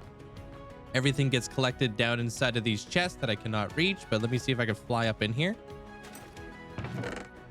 I basically ran this for about 2 minutes the other day, and I was able to get all of these bones. But ultimately, the goal is I want to be putting auto crafters underneath the entirety of this storage area. I want to be auto crafting our way down, and I want to be making coal blocks and bone blocks, and then even filtering in some of those coal blocks into furnace arrays so I can keep the ball rolling with this build. And that's because currently, as it sits, I am running out of nether bricks. I've been building up all of the bridges going all the way around this entire perimeter, which honestly is taking up a few more resources than I predicted. But anyways, the ultimate goal is to continue on with the bridges while I have a furnace array right here in the center, constantly cooking up netherrack. But ideally, I want to be branching everything off of these main bridges in behind me. Every one of these bridges has a little bit of a sub bridge that's going to be connected off of these bridges. And I've even lined up the frog life farm, which is going to be the hops factory or the hops distillery. I'm going to be building in a shop front up top. That's going to be the distillery. And then I was thinking about building an additional shop to do with bees to be a little bit more of the brewery type deal, which I already told you guys about earlier in today's episode. So I'm going to continue on with these bridges, and doing so, I'm also going to be doing the ceiling of this entire perimeter, and we'll see exactly how much more work we can get done in today's episode. Which we have gotten a lot of work done in today's episode, which I'm really looking forward to the next stage of that whole build. But I'm in the process of transferring everything on over to a brand new computer. And you know what that means? That means we're going to have to explore 1.21.5 potentially in the next episode if I can line up everything correctly. So I'm also looking very forward to that. But until then, I'm just going to be crafting up all of the black concrete to get the ceiling done. And it's times like this that I'm very happy that Mojang has enabled the spamming the space bar to craft things a lot faster. Speaking of faster, check this out, because I have made some very big adjustments out here in the perimeter for the Wither Skeleton farm and of course the Frog Life farm. You guys notice that I've started a bit of a dropper tower, bringing up all of the frog lights into this area right over here. And that's because I want to link it up to a bridge, add in some additional buildings, and of course, link this up to a building with a full interior. But there's a little bit to unpack here. This whole area right here, this is a auto sorter for all the frog lights. Over here is a auto crafter for all of the magma blocks that get shot into this chest right over here. But now I have a very, very well organized storage room for all the frog lights. But that's not all. I've been very busy over here creating a auto crafter, crafting up nothing but bone blocks and coal blocks. So over here we have all of our bone blocks, and that goes all the way up until the buckles flip. So right over here are all of the coal blocks that will automatically be auto crafted. And of course, the entire thing is fairly slim. So big shout out to Timmy the Man, who helped me come up with this design, because I'm not much of a redstoner myself. And also thank you to one of my moderators, Wicked, who also did a design for me, but unfortunately was a little bit late. So thank you. Meanwhile, by doing all that redstone, I have been smelting up all kinds of netherrack that I collected earlier in the live stream. Just created something very simple, very easy to work on in the background while I've been doing a lot of other redstone and stuff, and just been basically running back all the resources to continue on with the bridges. which are now almost fully done. There are some additional things that I need to add to these bridges in order to fully finish them off. But like I said, I need to wait for all of the nether brick to be finished before I can move along with this project. But in doing so, all of our copper has finished aging. And this also almost includes every single trapdoor that we've been aging, which means we're almost ready to take on the laboratory. But that definitely won't be in today's episode because I think we've got a fair bit of stuff to finish. And now that I got the bridges done, I have started laying out a few of the additional buildings here. And let me show you guys exactly what I've got going on because it's quite a bit to unpack here. But over here on the right, this is going to be a greenhouse where science experiments have gone terribly wrong, where I'm going to introduce the creaking eventually once I'm able to name tag the creaking and bring them over to the nether. Looking at the palette, I really like the way everything is turning out so far. I've got the hanging moss that I'm going to incorporate into this build. I've kind of added in the weather oxidizational copper trapdoors, or however you want to say that. I've got the eye blossom flowers up there with all the flower pots, and I'm going to create like a nice little dome. We're going to have these bridges. They're going to go all the way across. We're going to have like a nice aquifer or aqueduct. I don't know which one it is, but we're going to have like a little bit of a sewer system with like super algaed up water. Walking in here, I'm probably going to put a diagonal doorway right here. And then on the inside of here is actually going to be a cyan dye pitcher pod plant farm. And then across the way, there is a significant amount of things happening over here. So we already spoke about the hops distillery right there, but I've laid out two additional, I don't know what they're called, but they're supposed to be like kind of like bridge supports. And I'm going to call them cradles or bird cages for the time being. But you'll notice that this is going to hold up the additional bridges that are going to be coming off of the main bridge right over here. And then we're going to have like a nice little domed in area. Right between here, we're going to have the last drop with a big giant neon sign that's going to be like right in between these little guys, and it's going to fit snugly right on in there. And if we kind of come down this bridge, you can kind of get a little bit of a feel for exactly how this is all going to be coming together. If we go straight, this will be the hops distillery. If we take a little gander on down here, this is going to be the entranceway to the last drop. And then, of course, over here is going to be another little cradle. And then we might even continue on down with the bridge over here. Or maybe we'll descend on downwards. I also named 4 bees right there. And those bees are actually going to be put inside of a farm. I'm thinking probably right here. So this whole distillery is going to be not only creating like honeycomb and honey, but it's also going to be providing us with all of our frog lights, which, whoops, I'm dying. And we're back.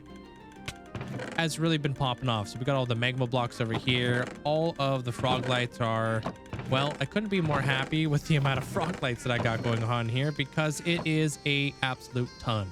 And of course, down below, we are oxidizing all of the copper grates because I'm going to be utilizing these quite a bit. For those of you guys who are not aware, copper grates are 100% spawn proof because they are a transparent block. So treat them almost like glass, if you will. I've got the entirety of the bottom portion of the perimeter completely coppered out. Over here is where those bees are located. If you guys know exactly what these bees are named after, let me know because it's super incredibly nerdy and Amanda named them all. So I'm interested to see if any of you guys know what that might be. Over here, we have all of the frog lights, of course. Pretty much all of these boxes are completely jam-packed. And then I've got a couple empty boxes right there. But all in all, we only have a couple builds put in here and it's already feeling a little bit claustrophobic. I think that this puts the entire perimeter in a little bit of a perspective.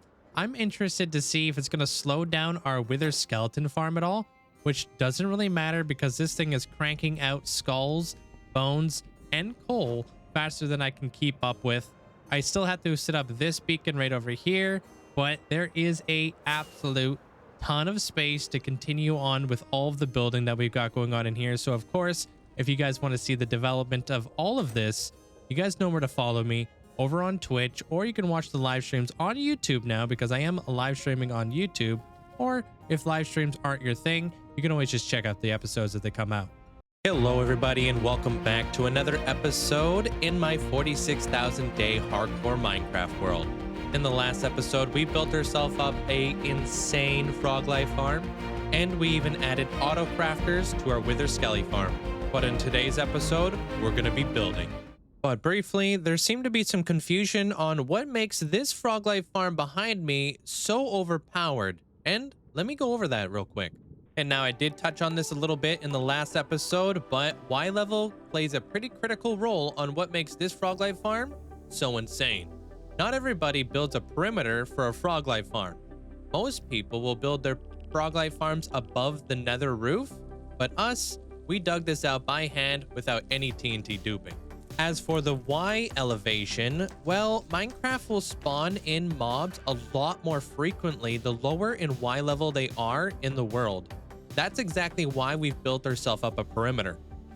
There's a big difference between building the farm all the way down here opposed to building it way up there above the roof. And let me tell you, it works. I don't AFK in the world at all, so all of these frog lights that you guys see here have all been accumulated as I've been building everything in behind us. We have all of these double chests completely filled up, and we're even working on the next column beside it. And that's not to mention all the frog lights that we accumulated before we even built the auto sorter, where most of these double chests are completely full as well. So hopefully that explains to you guys a little bit as to why this frog life farm is so overpowered. But let's turn our attention over towards the greenhouse over here and all of the other work I've been doing in between episodes over in my live streams. And let's take a little bit of a bird's eye look at everything that is going on up here. So as you guys can see, I've started building out the main bridge, but not just that, I've actually got these little sub bridges coming off of the main bridge, which are going to take us into different areas of the city. Over on this side, I've got two cocoons right here. This one is a little bit more further along in the building phase as to this one, but I think that these guys are a really cool way to not only add some sort of detail over on the bridge, we're going to be adding chandeliers in there as well, but it's also a support column that's going to go all the way down to the very bottom of the bridge. And of course, we need to work on the bottom side of the bridge, adding in a little bit more detail. Right in between the two cocoons, I'm going to have the last drop from Arcane. It's going to be the tavern type deal. And in today's episode, the major build is going to be this guy right here, which is going to be the frog light factory, which I'm very excited for. It's going to be our first basically like skyscraper type build. Across the way, I've started building up a bit of a greenhouse, which I'm extremely happy with. Let me toggle on shaders for you guys real quick. There it is. So you guys can see the full effect of all the cyberpunkness that we're going to be adding into this Gothic city. So I really love the way that these green frog lights basically illuminate. And then of course we have the yellow ones up there kind of shooting off of this crazy weird looking plant that is coming out of the greenhouse. Behind me, I have the pearlescent ones, which look absolutely gorgeous. Love the purple lights that is incorporated over there. I think it turns out absolutely fantastic.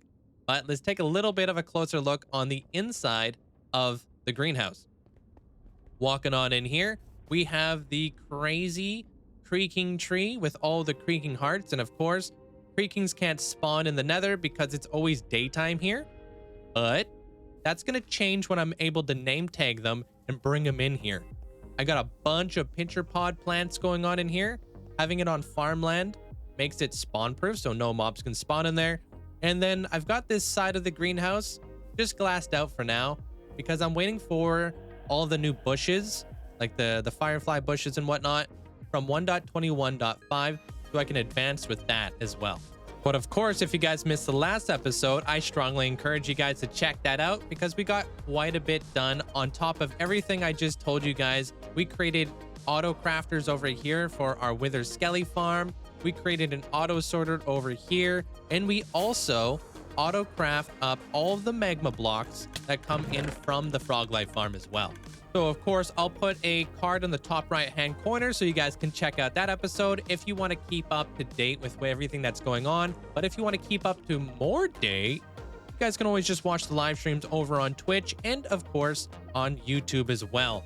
But let me address the next elephant in the room.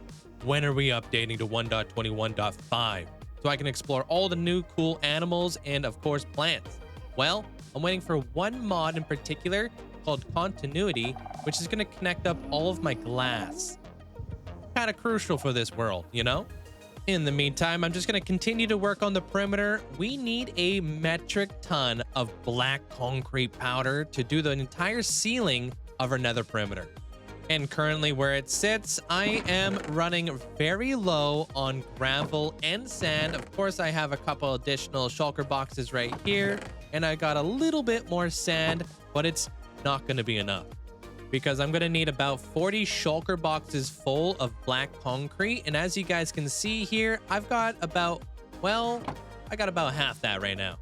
Luckily enough for me, I've got a absolute ton of gunpowder. Every single one of these boxes is completely jam-packed with gunpowder, which means we have plenty to make up all the TNT so we convert on over all of our black concrete. And of course, right here, I have a bit of an auto crafter where I'm going to be crafting up a ton of TNT that's just going to filter straight into our storage room down below.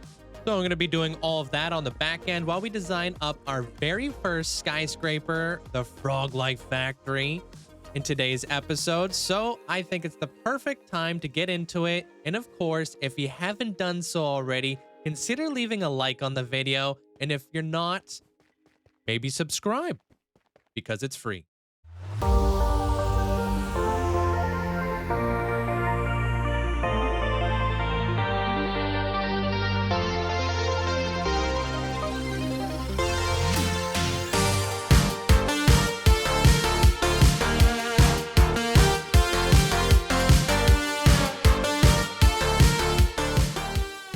Not too shabby, huh?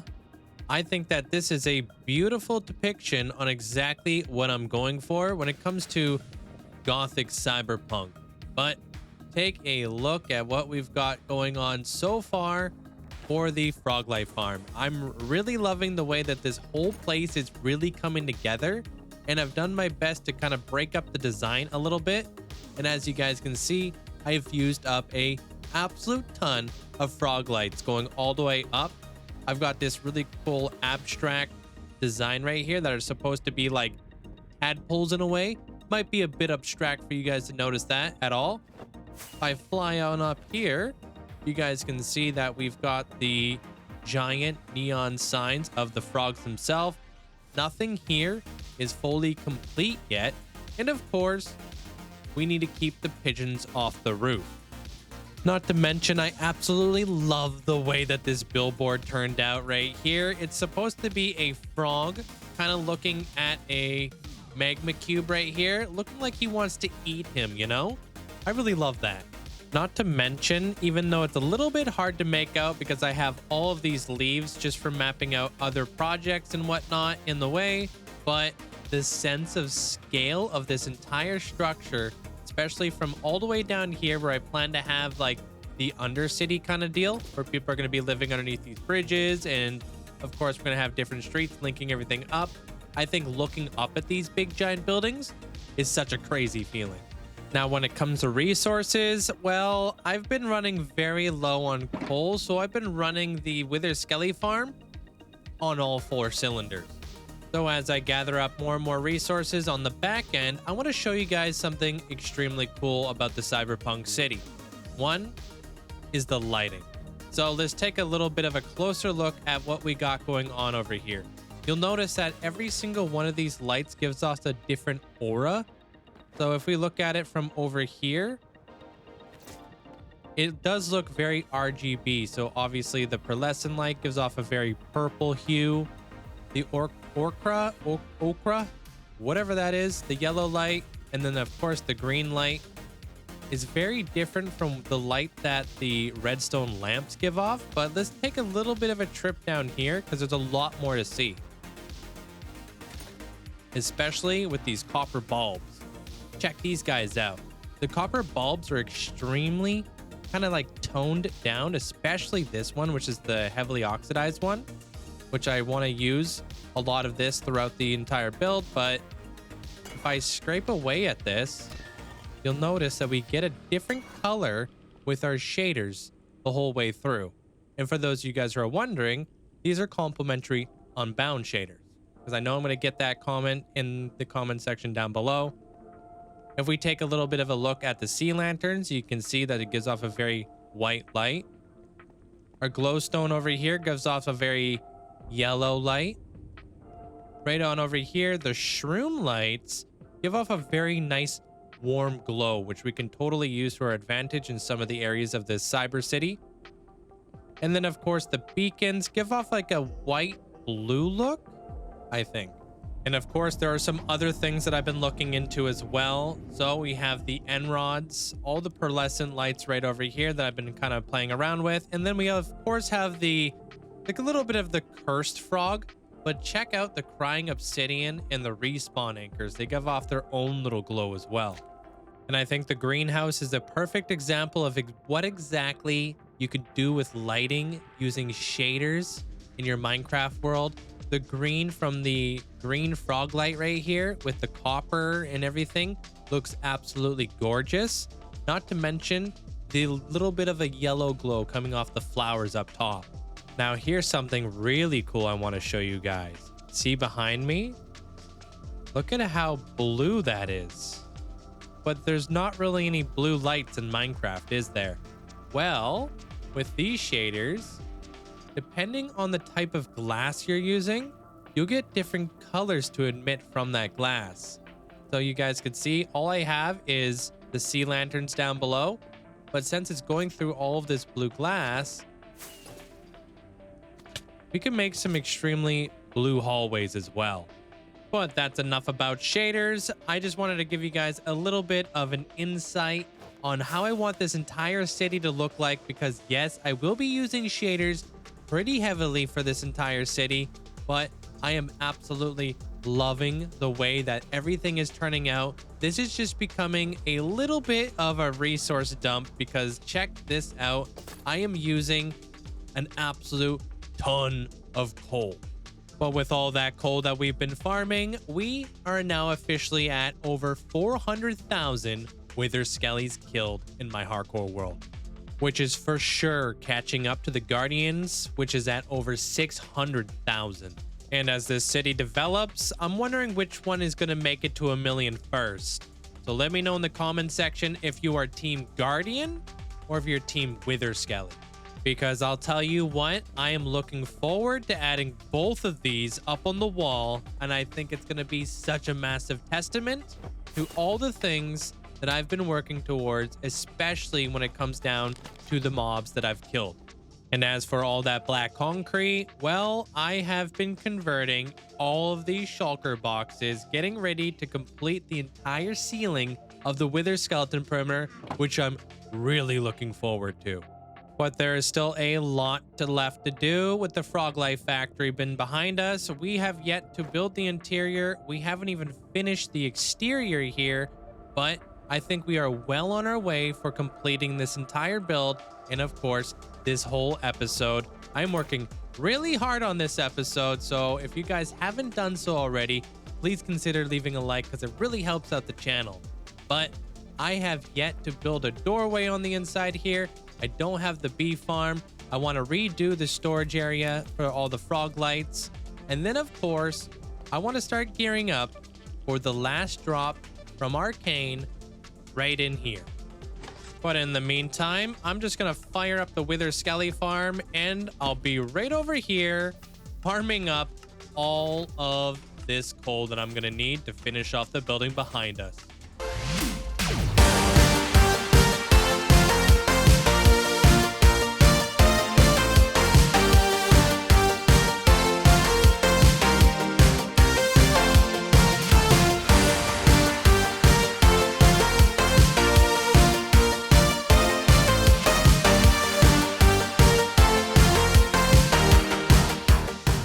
Well, there you have it. I am fully finished the outside of the Froglight building, which I absolutely love the way that this is all turning out right here.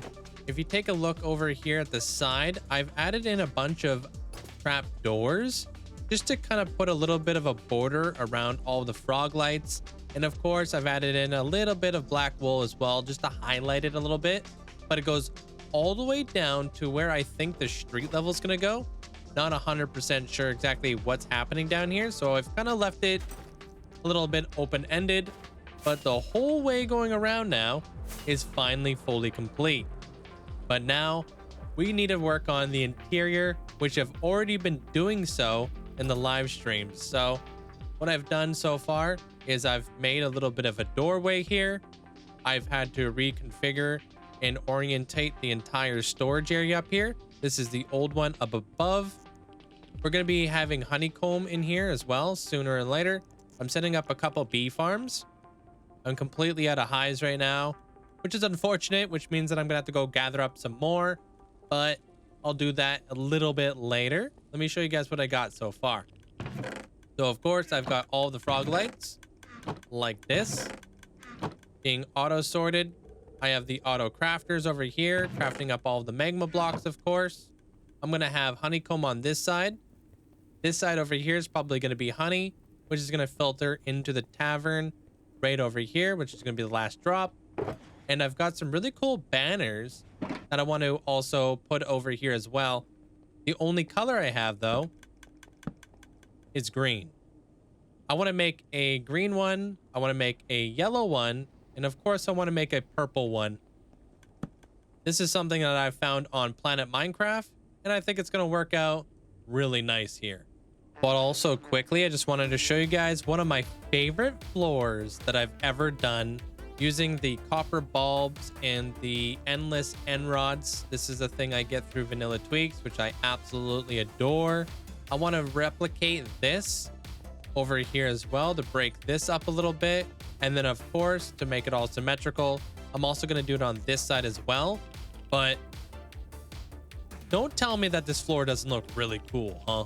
And then coming on out of the Froglight area, you can see that I've connected it up over here to the main bridge like so.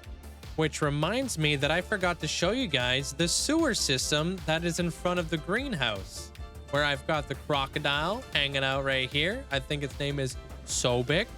I could totally be wrong on that, but don't quote me, all right? But I've done a little bit of a green fog effect, added in some moss so it looks like some algae is built up over here. Got the bushes. The bushes are a little bit more yellow, kind of throws off the pH scale. Supposed to make it look more like this is acidic, gross water. And then right over here, I have a little bit of a sewer drain leading into this whole thing.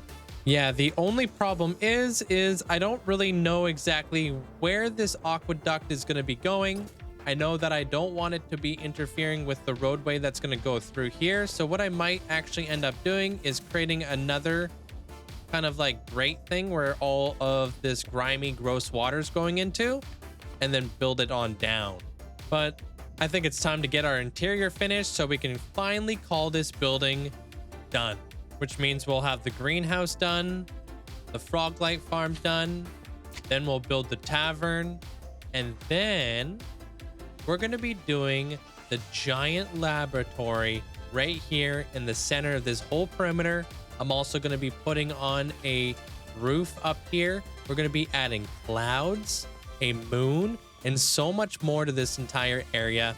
And underneath this lab, I'm going to build another lab that's going to support the lab above. Which reminds me that I need to get back into farming up tons and tons of beacons because I want to do some really cool effects with this lab. One of them being a really cool Tesla coil. Because of course you can't have a Frankenstein laboratory with, of course, a Tesla. And I've never done that in my entire time playing Minecraft. And I think it would be absolutely amazing to do. Getting to work with a little bit of lightning and really cool lighting effects has been a really cool time building up this city so far. But first, we need to go find ourselves some more hives so we can finish the interior of our frog light and honey farm.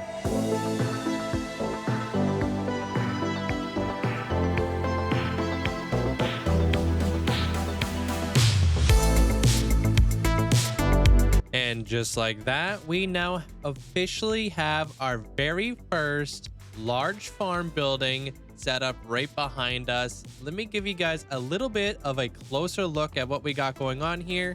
We officially have a bee farm, honeycomb, and honey, and we have all of our frog lights set in place. But as we enter here, we have the 3 frogs, the pearlescent, the green, and of course the yellow on a little bit of a billboard, which I think works out beautifully there, because I did have to do a little bit of magic in behind here, because over here our honey farm is actually intersecting with the outside of the building. But looking at it, I think I really like this. It's very clean, it's very bold, it's got very high contrast, and more importantly, when we throw on shaders, it looks absolutely stunning. I love the way that the floor turned out. Did the same kind of effect on the outside. I did some really cool abstract lights up here just to indicate what we're looking at. The honeycomb unfortunately doesn't light up, but I don't mind that too much. I've created a little bit of negative space. I have a little bit of lighting at the very top of this honeycomb that kind of just glows its way down, which I think gives it a very warm look. And of course, when we're walking outside of the building, I think that this looks absolutely gorgeous, and it's got a really nice feel to the whole thing. But now that we got that building done, what is next? Well, we've got the big laboratory that I want to start taking on next, and it's going to be a mega build that's going to take a crazy amount of copper. So I'll be visiting a bunch of trial chambers in order to make that all happen. In the meantime, I've been doing a little bit of mapping out with the bridges and how everything's gonna basically like link up around here. And of course, I've already got the entire laboratory all mapped out in a little bit of a rough draft going all the way around here. I'm thinking a really cool thing as a focal point of this whole area would be a really cool like helix Tesla coil kind of vibe, you know? And as I collect up all of the copper for that build, I'm also going to be working on the ceiling of this entire thing. So hopefully in episode 3, when you guys come back, I'll have the entire ceiling completely blacked out. I don't think I have the resources for it, but we'll find out. And if you've made it to this part of the video, please let me know in the comment section down below. And of course, if you have any recommendations for really cool ideas on what we should name the laboratory, let me know in the comments down below as well. Hello everybody, and welcome back to another episode in my 47,000 day hardcore Minecraft world. In the last episode, we built up Ark Labs around the Wither Skeleton farm in our nether perimeter that we hand dug, might I add, in our hardcore world, and I think that this turned out absolutely phenomenal. But that is not all we did. Let me just turn off the shaders here, and I can show you guys exactly what we got around the corner over here, and that is the gold farm as well. As I've been building up Ark Labs over here, I've also been gathering up tons and tons of gold as well. And as you guys can see, the gold farm is definitely working. And the same goes for the Wither Skeleton farm as well, as we've been accumulating all kinds of bone blocks. Pretty much all of these boxes are now officially full, but I need to get a lot more coal to push on with this project. So that brings us to the next phase of today's build, which is going to be the very first building in the Undercity below the laboratory. So as I said before, we're actually going to be supporting the lab above and all of the buildings actually above from below with additional buildings. We're going to be splitting this city completely in half. And well, in my live streams, I've been cooking up the next design over here. If you guys ever want to partake in any of the designing process, you guys know where to find me over on Twitch primarily. I also stream over here on YouTube as well. But I've been doing a little bit of trying to figure out exactly what kind of block palette I want to move on with. And I think I've definitely nailed this block palette. Now, there's a couple things I want to show you guys real quick. One, I'm practicing with different kinds of techniques when it comes to glass.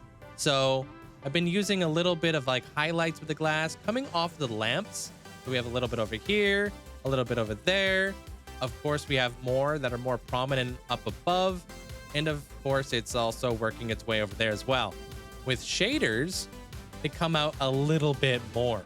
So as you guys can see, you guys could totally see the change in glass color over here and around there and around here. This is definitely something that I want to increase and improve upon within time. I've been messing around with this pillar over here, which I'm absolutely adoring the way that this is all shaping up. I like the negative space this wall right here provides. I like how structurally sound this one over here is really coming together. I'm messing around with some butterfly shapes right here in the center as a little bit of a focal point. Shout out to Mandolin for giving me a little bit of the shape for this whole thing. Thank you. Turns out it's pretty damn awesome. And I think it's probably going to be here to stay. We'll see what happens. I've been also putting a lot of black concrete in behind here to cover up the rest of the ugliness of the farm behind, as you guys can see. And also doing the black concrete underneath the laboratory underneath, because if I'm looking up right here, yeah, you can't even see it. And that's exactly what I want to do. I basically am trying to create the illusion as if we're in two different cities almost. And of course, this laboratory is going to be going into what is going to be the storage room of the Wither Skeleton farm. That's where we're getting all the coal blocks, the bone blocks, and of course, the Wither skulls as well. So I don't know if you guys are as excited as I am, but if you are, make sure you guys smash that like button. Let me know what you guys think of the city development so far, the Frog Life Farm, the Ark Laboratory, and of course the lab that we're going to be building up today. We're also going to be doing up a little bit of a gold farm. I have all of the roads complete, and I think that this project is really shaping up. And of course, if you guys missed the last episode, I'll throw a card up in the top right-hand corner. As always, you guys can always watch the VODs. You guys can always watch all the YouTube videos. But without further ado, I know exactly what we're going to be getting into today, and I think it's about time we get right into it.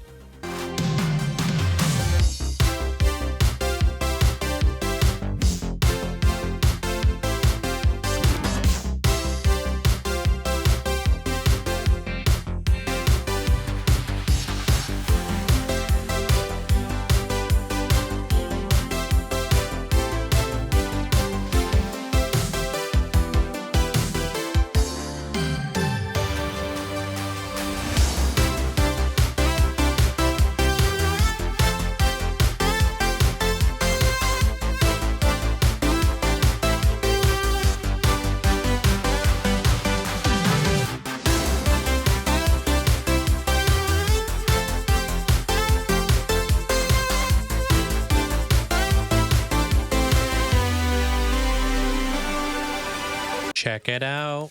We now have a laboratory underneath the laboratory. This guy is supporting the one up above, but let me show you guys a little bit of a closer look on all the things that I've been building on the live streams. And well, I don't have a name for this lab, but I absolutely love the lab.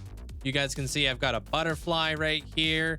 A lot of it is primarily made out of bricks, mud, a little bit of the pale oak wood, and then a little bit of the detail work along the way. But I've not only done this one side, but I've done every single side going all the way around, as you guys can see over on my right. And I am absolutely in love with this build, and I think it turned out fantastic. I've been also working a little bit on doing a little bit of the roof bit. So I've got this entire area over here completely done, which I think blends in beautifully above. And I'm really liking this so far. But more importantly, I think it makes this laboratory over here not look like it's just floating there in dead space. But now that we've got that lab done, let's focus our attention over here to the next build, which is going to be the gold farm. Check this out. I've got every single one of these shulker boxes completely filled up with gold. That's not all, because if we fly right on over here, I can show you guys all the other gold that I've been accumulating while building up this lab over here. All of this, and of course, filling up this guy right here, which means that we're gonna have to start building up a bartering farm, which I want to give a massive shout out over to Bernie over here, because I think they had a fantastic idea. They want to make the bartering farm into a pawn shop right over here, straight from Arcane, run by a guy named Benzo. I also don't believe I showed you guys a shader shot of the laboratory here, but here it is. I think this turned out phenomenal. I love the way that the lighting is. I think the lighting over here with the shaders especially is perfectly balanced, and it even looks good without the shaders. And if you guys have any name ideas or suggestions on what should be built in this perimeter, let me know in the comments below. And just like Bernie, you guys might even get a shout out as well. As for the Wither Skeleton gang, we are pushing over 500,000 Wither Skellies here pretty soon. I'm guessing by the time we're done this project, we might even be above 600k. Which reminds me, right behind these walls right here, if I can get through the door, I'm going to be making an interior, and we're going to be lining it up with the storage room right over here, where I've been basically stockpiling all of the coal that I possibly can get my hands on, because it's going to be primarily the road work on the bottom half of the perimeter. Let me show you guys exactly what that looks like. Right here. Obviously, you guys seen this. I think it makes the build look like it's obviously not floating, but I think it's also a great contrast block to really like bring out a lot of the colors here. So if we fly all the way up here, I think that's extremely prominent. We're going to be building that on this side and on the other corners as well, except right here where I have all these leaves and stuff. I've been thinking about building up a little bit of a retaining wall into the sewage system.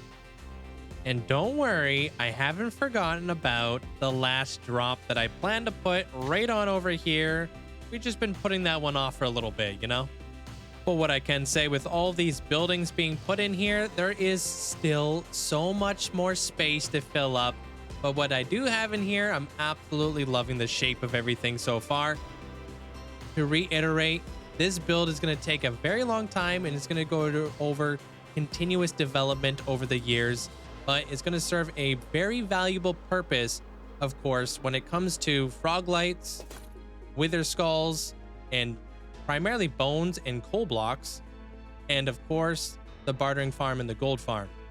As for things like this, don't worry, I'm going to hide those along the way. I'm just kind of like leaving these guys as such, but I want to build buildings underneath these bridges right here. I want to fill in this whole area. The way that the greenhouse is kind of sitting right now definitely needs a building like to go right underneath here to support that building from above. And well, yeah, there's a lot of work to be done here, because what keeps me going long term in this world is all the regional builds that I have going on in the world and watching them continuously develop over the years. Just like George's build over here got a brand new boat recently. The Masa right on over here got a huge facelift not too long ago. And of course, the new addition to the Skulklands right on over here is Lord of Dragon Mountain that I built up for Dan. Even though it's not fully settled into its environment yet, I'm looking to definitely expand upon this idea very soon, and you guys will see exactly what I have planned for that. But I obviously didn't have all of the skulk to do all of this, and I don't have all the resources to do the entire cliffside like I wanted to. And I want to be able to do everything right, and I want to be able to do it right the first time, so I don't have to do everything multiple times, you know? Which really got me thinking about the whole ascension thing, where I build stuff for you guys. It really got me thinking about some really cool things. And that's like, when you ascend in my world, it's like playing D&D, creating your own lore and kind of going along with it throughout the years. So I want to strongly encourage you guys to not only watch the live streams over on Twitch and whatnot, so you guys can earn channel points, so you can start making your own little NPC characters all throughout the world doing various different things. Just like Amanda, the Empress of the Metamorphosis, who's going through a little bit of a metamorphic change. She's got a bunch of armor stands throughout the world to convey a little bit of a story, and let me show you guys a few. One of them is beyond these walls.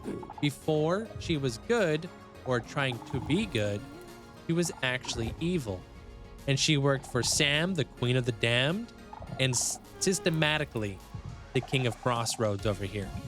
And you can see her right over here with a piece of paper in her hand as a Vex, speaking to the souls. But that's not all. She's also over here studying this crocodile, the same crocodile that can be found in her very own sewer system. And she can also be found over here studying the foxes as well. And trust me, there's a lot more places she can be found throughout the world, and I'll show you guys what those look like when we get later on into the episodes. But she's been lining up this lore for quite some time, and I strongly encourage you guys do too.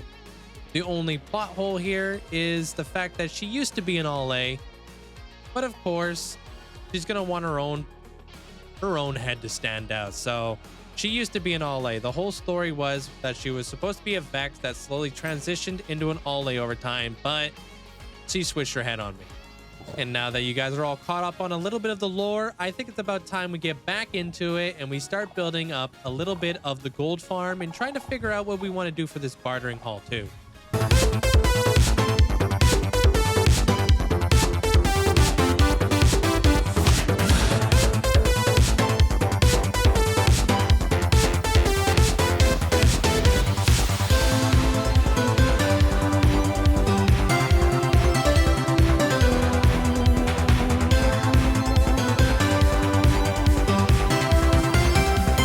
Well, sorry to interrupt the time lapse there, but my gold farm is overflowing. So I'm guessing I'm going to take this little bit of time to also show you guys a little bit of the build while I put away some of the gold that has been accumulating inside the farm itself. But this style right here, if you guys have ever asked me what my favorite style to build in Minecraft is, well, this is most certainly it. I love the gray on gray scale right here.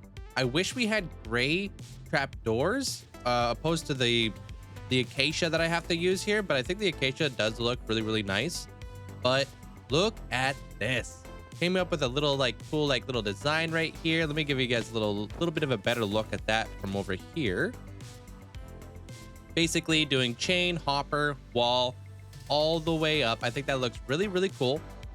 I have the gilded blackstone in behind there. I have normal blackstone in behind there, and I've just kind of darkened out a little bit right here. But if we look at it from way over here, if these guys all yell at me, you can see a little bit of the curvature of the entire building kind of like working its way on over there. And I'm thinking about bringing this guy all the way down to the very bottom, but it's going to be a little bit different. And of course, coming on in here, we're obviously going to be changing this area up here. We're going to be making like a proper lever to turn this place on and off. But this is what I'm talking about here. Throughout the entire process of building up this gold farm, I have accumulated a absolute ton of gold. And with this final shulker box just about full, that now brings us up to 12 shulker boxes full of ingots to trade to Benzo in the future. So now I want to talk about a little bit of what the plan is going towards the bottom. I've tried to break up the design as much as I possibly can because I don't want this whole thing to become very repeat cookie cutter pattern. I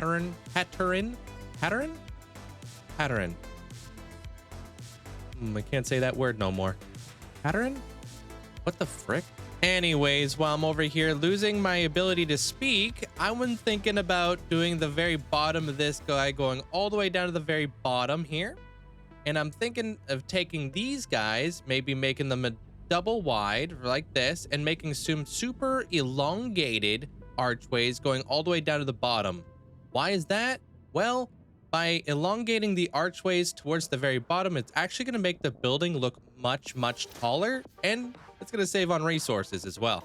And now, speaking of the bottom area of this perimeter, obviously this is going to require a ton of work, but by putting in some of these buildings, I now will have the ability to expand the road work down here, especially because I'm just like kind of nestling everything in place. I'll be nestling this guy in place as well with the black coal as well. because I think it looks absolutely fantastic and it has a super nice contrast doing so. And I think right here, looking up at the building is going to look so freaking cool. But anyways, I think it's about time for us to get back to work so I can finish off this entire building right here, because I'm also very excited to start trading up all of this gold with the piglins so I can finally get my hands on some obsidian.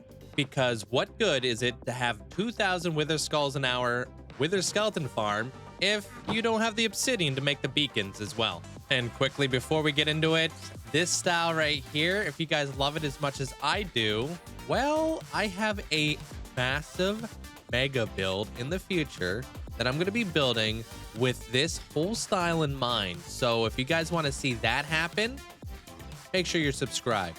And of course, while you're at it, make sure to leave a like, because yeah, YouTube guy right here, yes, begging for likes. But first, before we get into the actual gold farm itself, we're gonna need arguably the more difficult gold to get, and that is raw gold. And as you guys can see here, I have none up here. And making our way down this corridor right over here, checking to see if I have any raw gold over here, and well, we've got 4 nuggets. So I guess that means I have to go mining for a little bit of gold in order to get this project really kick-started today. But don't worry, I won't bring you along with me because I know that's probably pretty boring. Or so I thought, until I came across this ancient city over here. And of course, because ancient cities are so difficult to find in my world, I figured I was gonna completely take down this ancient city and see how lucky I could get. Now, there is a very big part of me who wishes that Mojang would just add ancient city maps over to the cartographers like they're doing with everything else, but here we are. What I will say is ultimately, this was a very lucky run. I think I got about 6 notch apples just out of this ancient city alone. I got a bunch of disc fragments. For those of you guys who don't know, I use these deep dark disc fragments in order to supply my Hall of Fame for people who have over 5 months of watch time. And now with that sidetrack out the way, I think it's time that we actually get this gold farm up and going.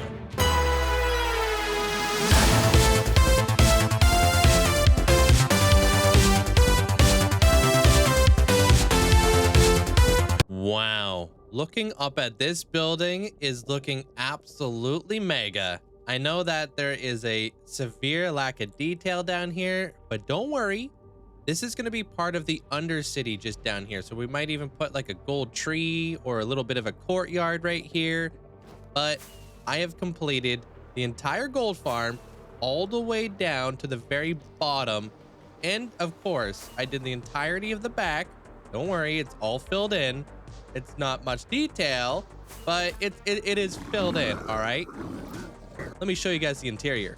Taking a walk on in here. I have the carpet right here. These guys are the bamboo signs, just kind of like a little bit of a pixel above the carpet. For those of you guys who are wondering how I did that, that's exactly how it's done. Unfortunately, it doesn't work on bedrock, so I'm sorry.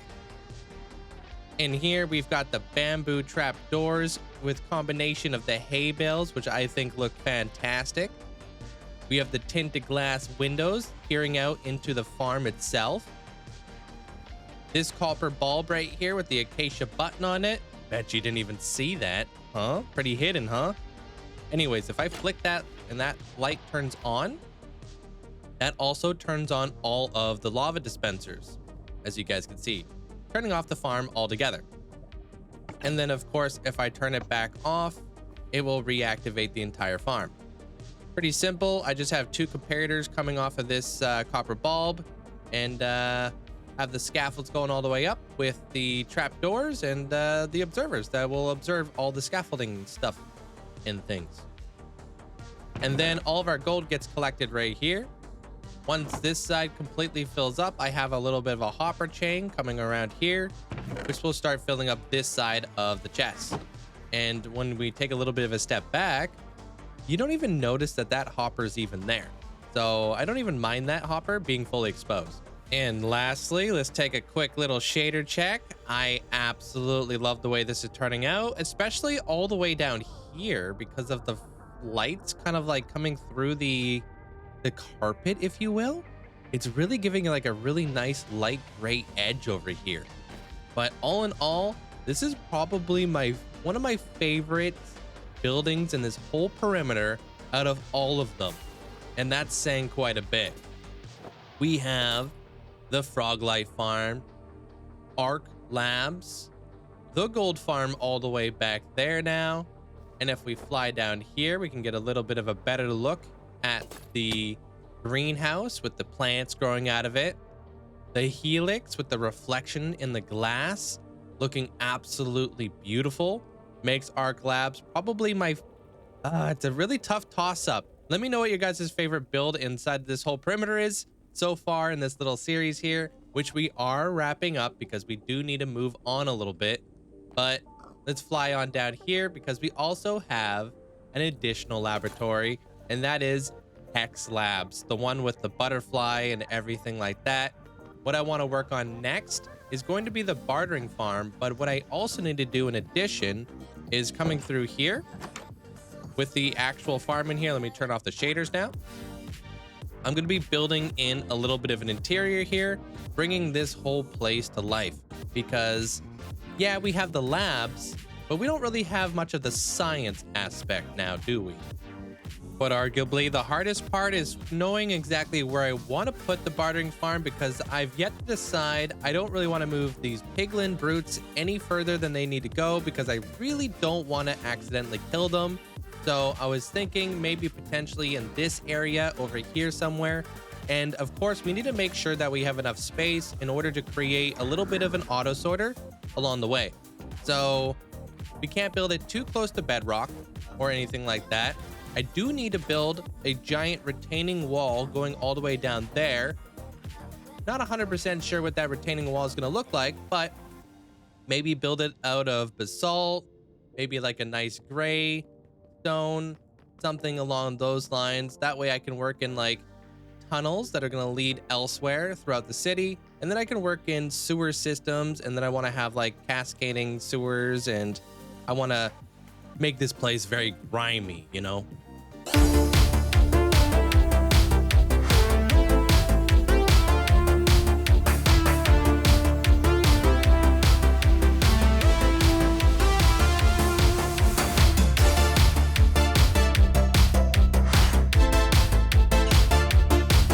Kind of like this. So as you guys can see, we've got the retaining wall being put in place. I've kind of done up some little bit of the mock-up of some of the buildings over here so you guys can visualize it a bit better. Right here is where I plan to put the cascading like sewer waterfall type deal. And I'm thinking if we travel all the way down here, once I get my staircase put in here, I think that the pawn shop being like up in this little area right here would be the perfect location for it. Because flying on up here, I think elevating the bartering farm all the way up here is going to allow us to filter downwards with a lot of the resources. We'll have like a mid kind of building kind of deal. And then up here, I'll be able to actually build upon maybe like the rooftop or something like that as well. And then on the top of this whole thing, I want to add in all of the coal and of course the red terracotta coming all the way down here. And I think it's going to bring in a whole nother level of variation to the entire perimeter. And I think it's going to look absolutely amazing. I've even mapped out little like bridges that are going to go over top of the sewage, little sewer pipe type deals. Very rough draft, just saying. Doesn't mean they're actually going to look like that, but I do want to bring it to life.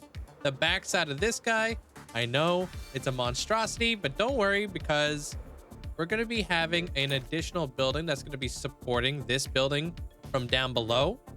And yeah, not quite sure how I want to do the staircases just yet. I don't know if I want to make them really, really steep, because if I did do stairs, they would be like pretty steep.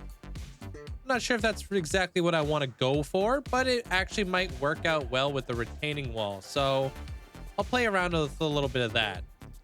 As for the bartering farm, I have set aside a bunch of the items that I want to basically auto sort. These are all the items right here. I'm going to add an additional slot for the dried gas, and then I'll have one more slot for just a little bit of overflow, just in case any one of these guys can't fit inside the storage room anymore.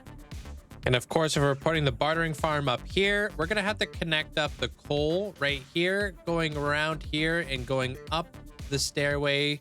And of course, make that 100% spawn proof as well.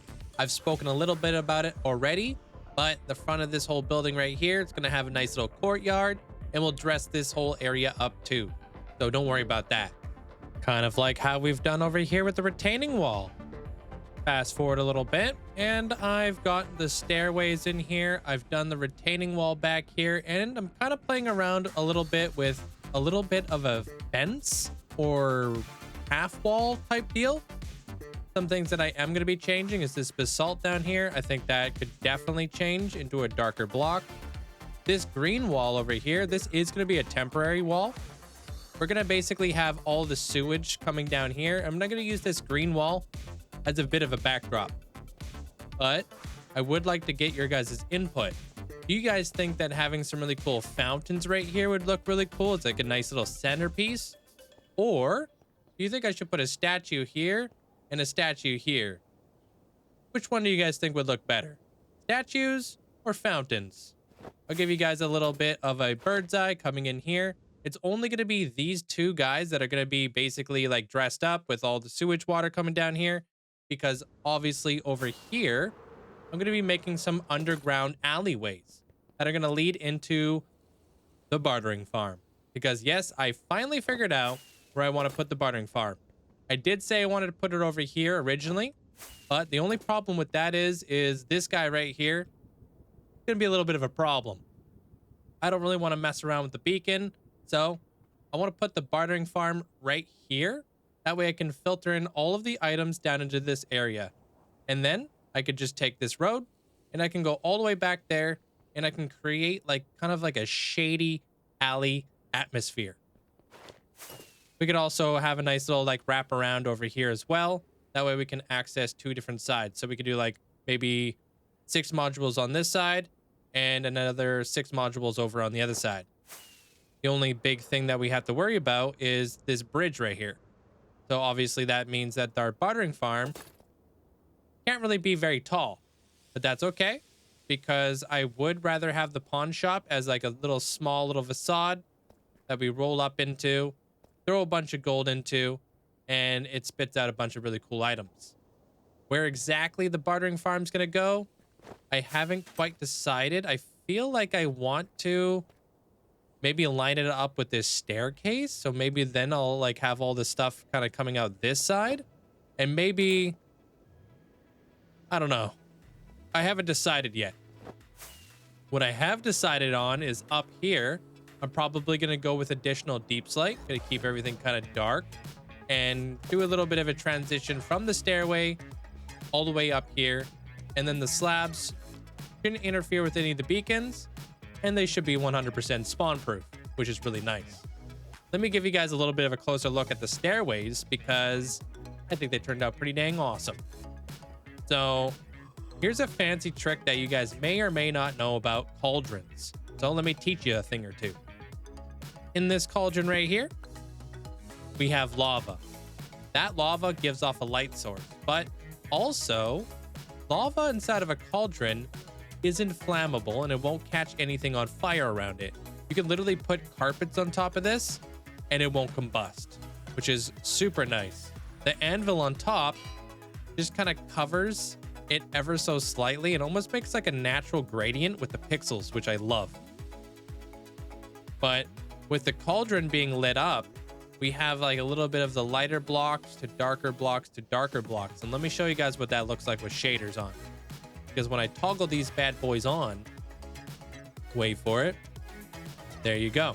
I only lit up one block in the middle of all these cauldrons all the way down. So you can kind of see where the light is radiating from, which plays really well with where the cobblestone is located. And I think that looks fantastic. We could do something very similar over here with the lamps if we wanted to go crazy with it. But I think I'm just going to kind of keep it pretty chill for now. These copper bulbs, I think, are very beautiful. I like the way that this is all warm. That's warm. All of this is warm. And then the copper bulbs are not too overbearing, and they kind of take a little bit of the focal point, but they don't take too much of your eye with it, you know? Hello and welcome to my 47,000 day hardcore Minecraft world. Over the past 200 hours, I've been building up my own version of an arcane city named Moth. And within this city comes the 3 titans when it comes to farms. My 2,000 wither skull per hour wither skeleton farm, a frog light farm that produces over 20,000 frog lights per hour, and of course, a gold farm. And all of this takes place in the nether, below the bedrock roof that I hand dug and got rid of all the lava by hand. If you guys want to see the journey from the very start, I'll put a card up in the top right hand corner. But without further ado, let's get into today's episode.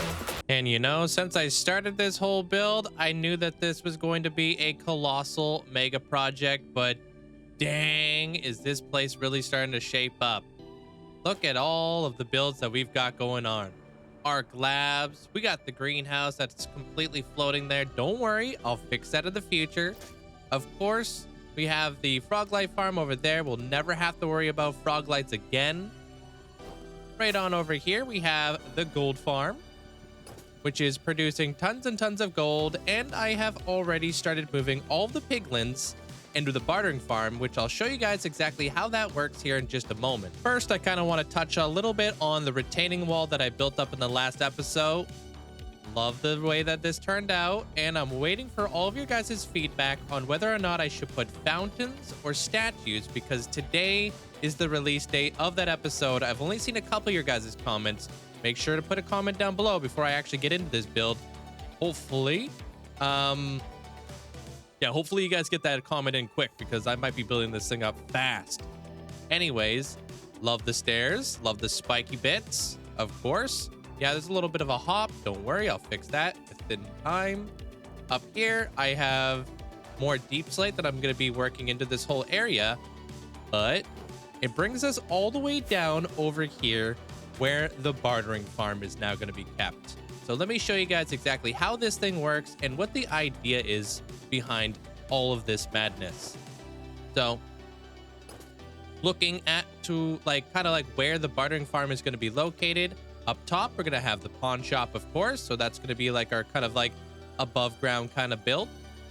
We're going to walk down this alleyway here. So we're going to create like a little bit of a tunnel over here. This is the auto sorter for the bartering farm.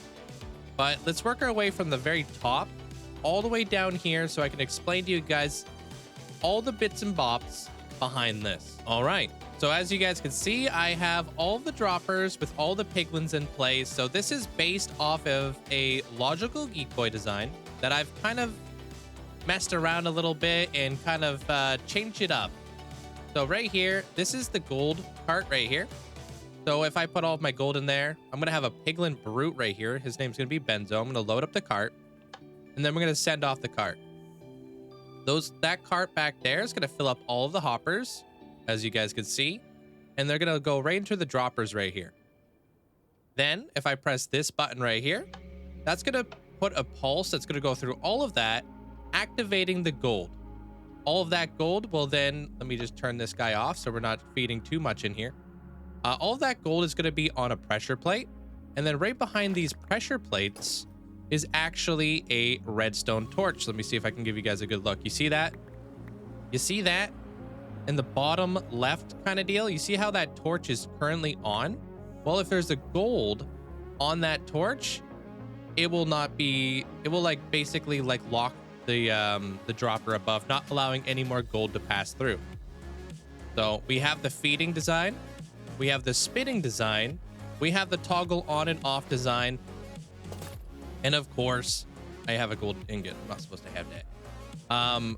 All of these guys are going to be feeding all of their stuff into this hopper mess. This thing is an absolute nightmare. So I didn't know about hopper speed, not being able to keep up with piglins, especially, this thing is absolutely wild. I don't remember the exact rates. I think like a hopper can move like 3,500 items, and like piglins can give you like 4,500 items. I don't know. Correct me in the comments down below, because I'm not 100% sure. I've just been kind of told this from my Twitch chat. Anyways, all of these items will then filter in through this whole monstrosity and bring us over here to our item sorter, where we're going to be sorting up. This is one shulker box of gold. For frame of reference, pretty decent. We got all of the gravel right here. We're saving, of course, the soul sand. We got tons of blackstone. Obsidian, which is a big one that I really need for beacons. We have the crying obsidian over here.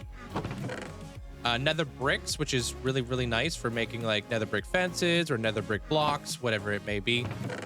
For keeping the quartz. The string, which I need a stupid amount of candles recently. Like, I don't even know what's going on here. I'm going through like a whole candle phase, so I really need to keep up with string. We're keeping all the leather, of course. Fire charges. This particular spot is going to be reserved for the dried gas, because in the future, these guys are actually going to be dropping dried gas. And then right here, I'm just going to leave myself an empty slot just in case, you know, Mojang decides, hey, we're going to add like another trade into the bartering loot pool. I'll at least have one more spot to make that happen. Up top, of course, we have a dropper. This dropper will just basically dispense items into the lava right here, burning everything up. But quickly, let's talk about droppers versus dispensers real fast. So I had this conversation with my chat, and well, there's a very important reason as to why we're using droppers and why I'm using lava. So I'm using lava because if I accidentally throw any of my netherite tools in here, that netherite tool will not burn in lava. That's one of the caveats behind having like netherite, is it won't actually burn in lava, which is very handy. If you're using cactus or anything like that, it's extremely unforgiving. Okay, but why would we use a dropper over a dispenser, and what's the difference, right? So let's say I put a TNT instead of a dropper. It's just gonna spit out the TNT, which is exactly what we want. Over here though, if I put a TNT in here, so like let's say you were to do this inside your item sorter, and you had like a mega item sorter and you're item sorting every single block in the game, including TNT, and you had a dispenser in there, well, you're not gonna have a good time. Because as you guys can see, putting TNT inside of a dispenser obviously will blow up. Which of course you would think would be obvious, but obviously with Minecraft being the game that it is, and there being a bazillion things you could do in Minecraft, it's hard to remember everything, but that's a little bit of a tip for you guys in case you guys are building cool stuff in your world too. But now that I've had my bartering farm running for a little while here, I'm just gonna kind of stress test this a little bit and see if it will be able to keep up. I've added all of these double chests in here in order to kind of like hold the items so they don't despawn and whatnot. Let's see how much gold we've actually put in there. Obviously everything is on, everything will turn off. Oh, of course that happened. And we're back. Okay, so it looks like about 8.5 stacks of gold pretty much all within there, and it seems to be keeping up just fine.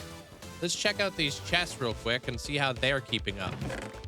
Exactly why we have these chests here, because like these hoppers down below, these guys fill up stupid fast right here, and we've only put in about 8 boxes.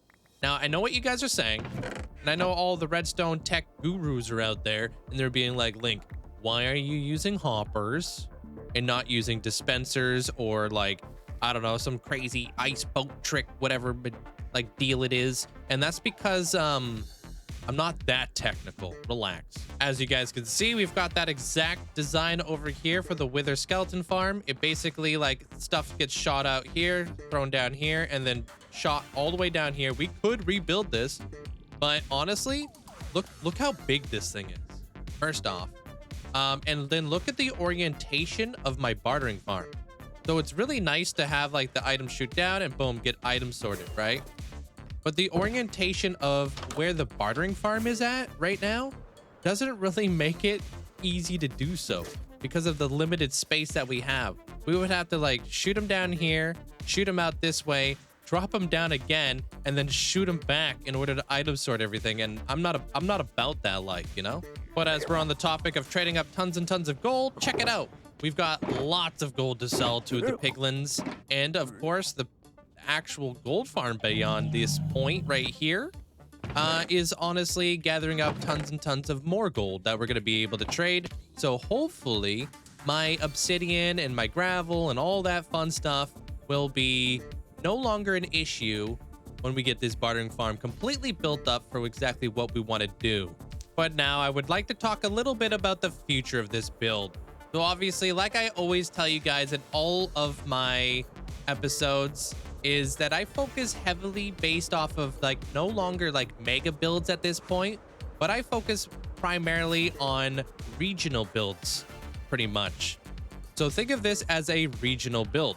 This is a build that I'm going to continuously keep coming back to over the years. That way I don't have to rush things. That way everything can come together cohesively. And I think it really does help against burnout. For those of you guys who are struggling with burnout, it's really nice to kind of get a little bit of a breath of fresh air by switching up your projects. So we're going to be finishing off this whole area, getting the bartering farm in place. But our primary focus behind this entire area was to get the frog life farm done, the wither skeleton farm done, and of course the gold farm and the bartering farm back there. We also have honey farms. We will get the tavern in here, but we will unfortunately have to move on here fairly soon, which is fine with me because on contrary to popular belief, I am not made of resources. Just because I have a 47,000 day hardcore Minecraft world, as you guys could see right here, doesn't mean I don't run out of resources. And well, that whole area is taking all of my resources. So I think it's about time that I show you guys what the next ascension is going to be, because it is going to be a very stark difference between this ascension and the new ascension. This one being the Empress of the Metamorphosis, being more of a dark, gothic kind of vibe.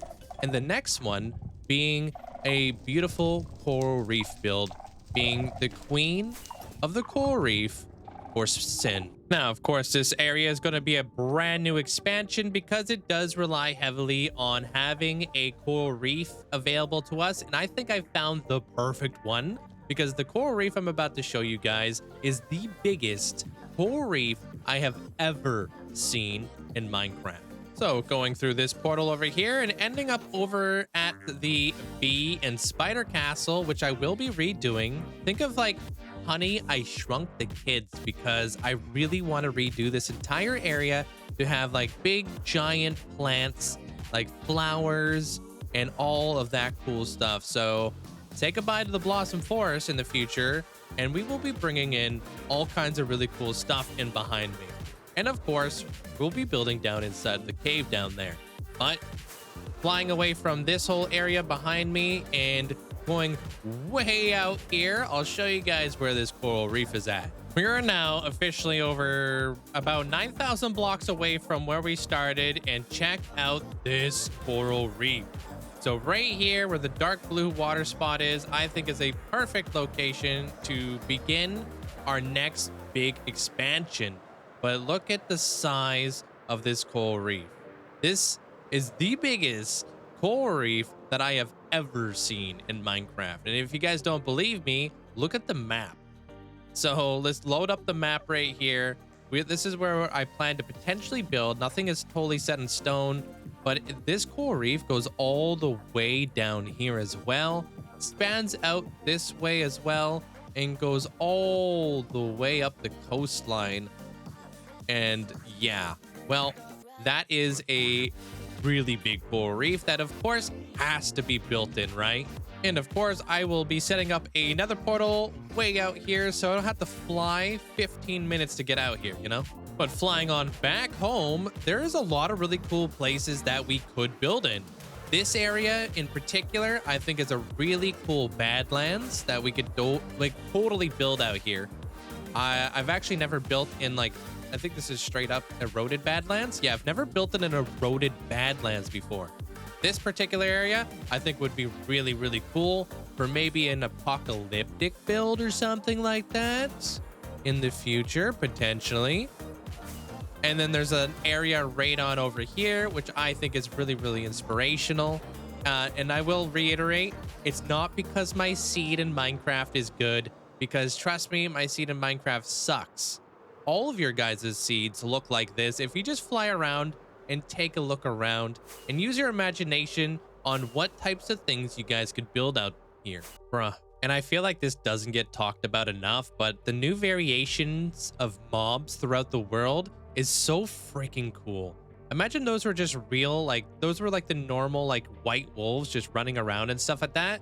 They wouldn't blend into their environments. I love the direction that Mojang has taken when it comes to like adding in new animals in different regions of the world. When we go over from those cows and then we come over here and there's different cows and chickens, absolute chef kiss. And I hope they continue to do so throughout the years. And we're almost back to civilization. Oh my gosh. You know, that really brings me to another point. Everybody says that they always love early game and everything like that. Dude, I feel like when I go out like 10,000 blocks away from like where I have built, and this area out here is very far out, mind you, that it's almost like restarting a brand new like world pretty much. So I encourage all of you guys to, instead of redoing your worlds and making new worlds all the time, travel like 10,000 blocks out and build something completely new. But hey, I think I've talked your guys' ears off quite enough at the beginning of this episode. I think it's about time that we get into a little bit of the building portion where we're going to build up the pawn shop around the bartering farm. And of course, we'll be moving in the piglin brutes as well. Oh boy, let me tell you guys this much. I have been struggling putting this build together because, well, I didn't sleep well last night. But this is what I got so far. I probably have showed you guys a little bit of the footage of building the actual farm itself. Got a nice little viewing window. Obviously, this is very far from being complete, so don't be judging just yet. But let me show you guys exactly kind of what I've already got in place. We have a little bit of a sign action up here, some banners, Benzo, of course, and I'll show you guys what he's up to here in just a moment. Got a little bar over here. We're calling this Pawns and Pints because there's a little bit of a bar, and this is also a pawn shop. So we're going to be doing the whole interior in here, making it look all fancy and stuff. Having another additional sign right up on over here. A little bit of a bell. We have Benzo chilling.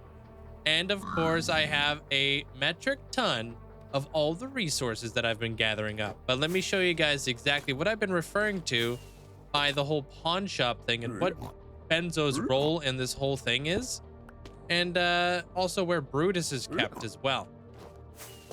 So in terms of like moving the actual piglin brutes, it actually went fairly smooth.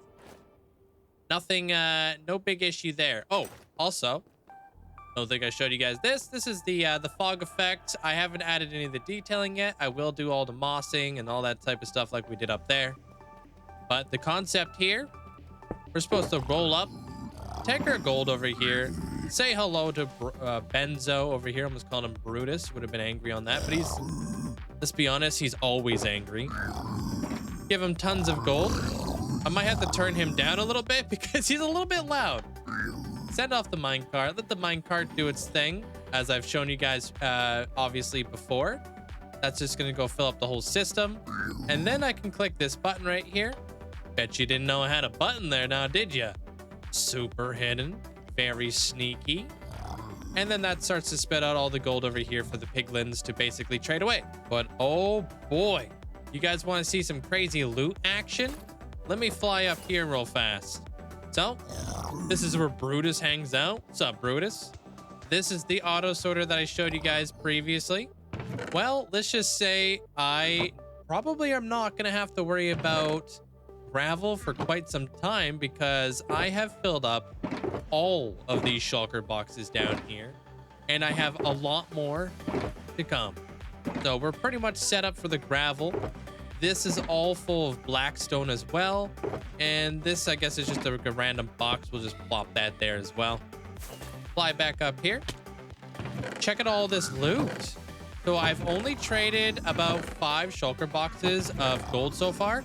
The obsidian is a absolute game changer. Love that amount of obsidian for us. We have the crying obsidian right here. Would you be quiet? I'm trying to record a segment. Oh, the nether brick. Would you actually be quiet? All right, time to show you guys how I actually move these guys to begin with. Attach a lead to them, hold them with their little lead and stuff like that. Get this guy way the heck out the way, and let me show you guys what I wanted to show you over here. All this quartz popping off. We got an absolute ton of string.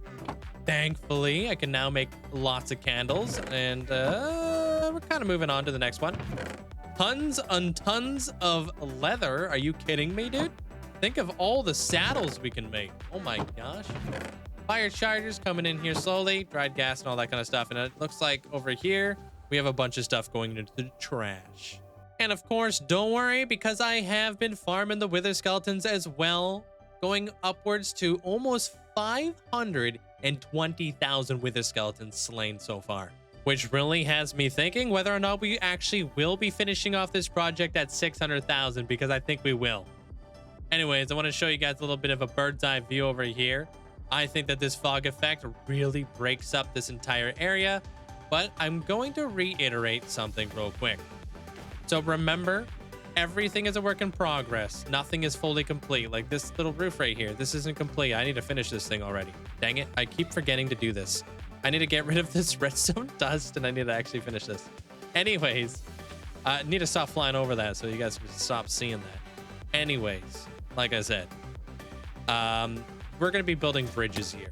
We're going to be building bridges this way. We're going to be bridges that way. There's going to be buildings all along here. This entire area will fill in.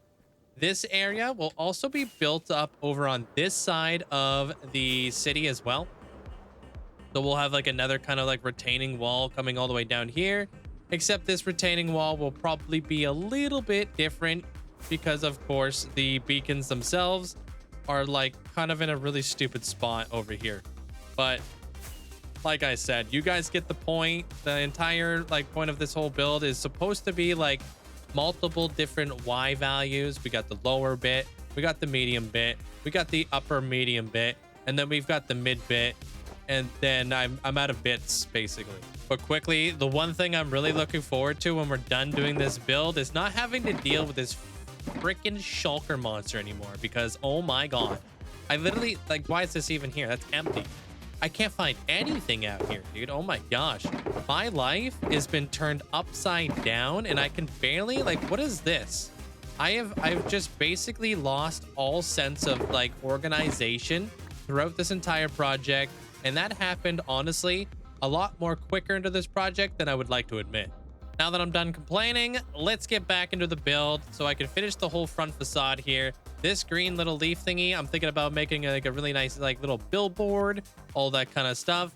It could be maybe it could be like so it says like pawn and pints. Maybe we can do PP. Let's just build the build.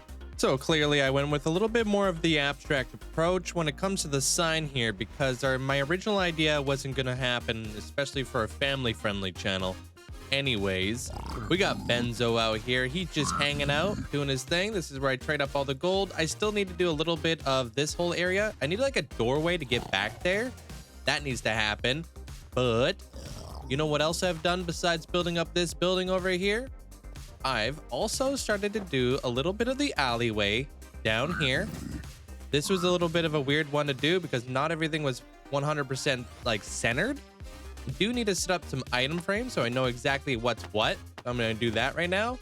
But all the resources are definitely flowing, which is crazy. But at least coming out of the laboratory over here, it looks a little bit more complete on each side. This side is just gonna have this guy hanging out and stuff like that. And I'm also gonna have the Strider hanging out over there as well. I originally wanted to do archways, but I'm a little bit worried on how the archways are gonna pan out and exactly like where are these tunnels gonna be leading off to. Maybe they'll lead off into like some mines or something like that for ancient debris. That'd be kind of cool. Like maybe they have like an ancient debris mine, kind of like they're mining for like shimmer or something like they do in Arcane kind of deal. That could be really interesting. Or at least they had like factories for shimmer and whatnot. But now that we got this whole thing done up, I know it looks out of place. Don't worry. This building is going to be a part of a lot of other buildings in this whole area, and it will fill up. Looking at your guys' comments too, I think that we're going to be building some statues over here, so that definitely needs to happen. You guys want to see that happen more than the fountains, which makes sense because I didn't want to have to build any fountains with lava or anything ugly like that, or even glasswork, because oh my god, that takes a long time. I moved over the diamond, or not the diamond beacon, because we're better than that. We've got the netherite beacon on over here now. This is not the actual home for it yet. I don't know where we're gonna actually put it. Inside here, of course, is the wither skeleton farm. I still need to do some work over here, but now that we're almost done the bartering farm, it's about time that we start tackling the interior of this laboratory, which I think I could definitely do. Going to have to definitely expand the storage room for the coal and the bones, and of course the wither skulls. Gonna have to put an entirely spawn-proof floor in here as well. We're gonna have like a lot of science stuff in here, so I don't know if we're probably gonna have some like test tubes like right here, where we're gonna be doing some research on some pretty crazy creatures to come in the world in the future. But flying on in, everything is filling up so beautifully. I could spend another month and a half here and still barely fill up this entire area. That's how big this space is. It's pretty crazy to think that I've completely dug through this entire thing in the nether. It's wild. You want to know what else is also crazy? The fact that my world is officially 5 years old. In 5 years, I've accomplished 47,000 days in this hardcore world, and I have nobody else to thank than you guys. But of course, over here in the God of Celebrations, we had to put something up on the wall to be symbolic of that. So, big shout out to Zopa over here, who gave me a Dragon's Breath potion from his Hall of Fame plot. Something I'll never be able to obtain again unless I fight the dragon, which is going to destroy my end hub. But big thank you, of course, for the last 5 years of this hardcore Minecraft world. And of course, for those of you guys who may have missed it, there is a celebration video that is up on the channel made by Purple Squirrel, a Mandroid, and Zopa, which is a massive thank you to all of them for putting that together. The video is absolutely incredible. There are some fantastic people in that video congratulating me, and I want to say a special thank you to them, especially if they're watching this episode right now. Thank you. But I don't know about you guys, but there is a lot left to do. In the last 5 years, we've accomplished quite a bit. But in the next 5 years, for as long as I live, this world is going to develop into something truly incredible. We're halfway there to 100,000 days almost, which is absolutely insane. If we break that 100,000 day barrier, not only will we be the first person to ever accomplish that, potentially even in survival, but I think that would be a truly amazing milestone, especially in Minecraft. So of course, I have a lot of you guys to thank. Everybody over here in these halls who have supported me along the way. A Mandroid for putting together the video, Dargan for coming on back. We have a lot of people in here. Mike Croft, Chaos, Krabby Chronos, Uni up there, Round, Sis. I could be here all day shouting out people that allowed me to be here on a daily basis. But at the end of the day, it's all of you guys who have been supporting the channel along the way. Whether it's something as small as a comment or a like on the YouTube, everything goes a very long way. This world wouldn't be what it is today if it wasn't for all of you. But with 5 years down, we've only got a couple more thousand days to go until we hit the big 50,000 days in my hardcore world. I'll be definitely the first person in the hardcore Minecraft space to hit 50,000 days, and I may even be the first one in survival to do so. But I know one thing for sure, I'm never going to stop building for you guys and giving back to the community who've helped me make it this far. So if you made it to this part of the video, let me know in the comments down below on what your favorite moments of this world is, what your favorite build is, or when you came into the channel, because I'm curious exactly where you've come from, whether it was a raid, another content creator, or what build was your very first build that you ever saw me create. And here's to another 5 years. And now that we got that out the way, I think it's about time we start labeling exactly what's what for our bartering farm right here. So I'm just going to kind of be placing up all the blocks just over here so we can know that that's gravel, that's that. I'm probably going to name these items too, reluctantly. Trust me, I don't want to give up any of my levels to name these stupid items. But at least now you guys know exactly where my levels go. Because yeah, sure, I've got a really long hardcore world, but I do go through so many things when it comes to basically name tagging everything. I definitely want to be able to hover over these. I want them to like indicate exactly what they are. That way I can kind of read it, see it, and all that fun stuff. So I'm going to organize this up. I'm going to name them all up. Then we're going to get, what's this guy's name again? It's not Benzo, it's Brutus. So then we're going to get Brutus over here and behind this book right here. Maybe we'll write stuff down inside of this thing. Not sure exactly what we're going to do with that just yet. We might rename the laboratory over here to the Chrysalis. A lot of you guys have been suggesting that in the last video.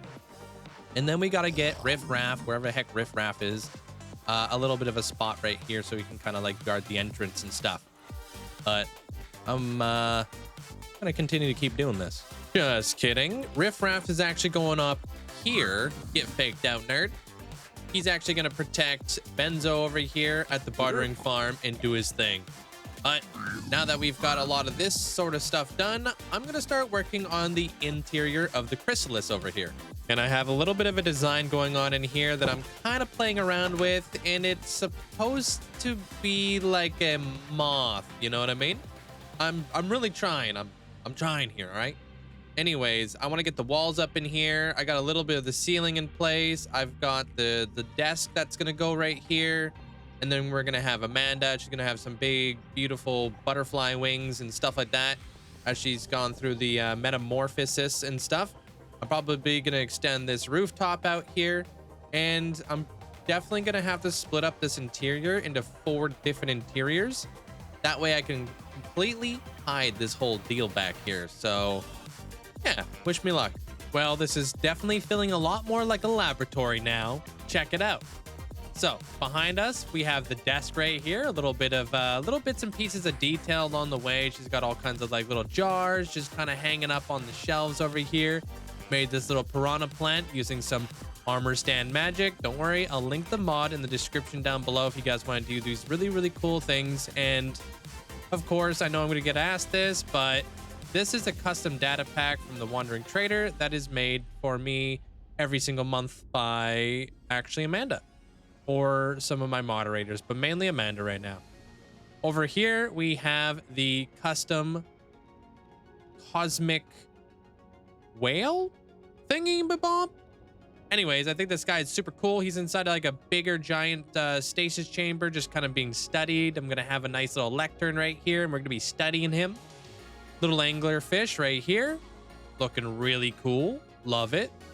And then we have a radioactive fish over here, which I think is beautiful. So check that guy out right there. He's even got the little radioactive signal down here. And wait till you guys see this with shaders on. We got a vermint from Princess Bubblegum Kingdom. What is it called? Adventure Time. And then I've got a cool effect that I would like to do inside of here. By having all these crazy eyes in here, it's creepy. Kind of like some sort of creatures coming to life in there, or something's being worked on in there. And then I have this guy right here, which I haven't decided exactly what I'm going to be placing in there. But all in all, I'm really liking the way that this whole laboratory is shaping up. Might put some little bits of wow, words? Little bits and pieces of detail along here. Maybe we'll bring out another pillar right here just to kind of bring this out a bit. But I like it. Let me know what you guys think in the comments down below. Cosmic whale? Probably my favorite though. And now I absolutely love it. Oh my god. We have the deconstructed netherite beacon up in the roof now. I have all of the butterflies in place. And of course, we have Amanda chilling here. This is all built for her. I love this place. It brings so much joy to me. being able to do some really cool things with shaders with this whole build. And I hope you guys are enjoying this build as much as I am, but I have even more things to show you. And that is over here inside of the Froglight farm area, where I built up these other little cryo chambers so we can hold where all of those bees were that we named after all of the genes and stuff like that. If you guys remember in episode 2 or maybe 1, I can't remember which episode it was, but we do have these bees here, which started off the honeycomb farm and of course the honey farm. So we can now call this area complete. But on the outside, as I promised from the very beginning, we were going to build the last drop. And well, I have then started kind of plotting out how I'm going to do it.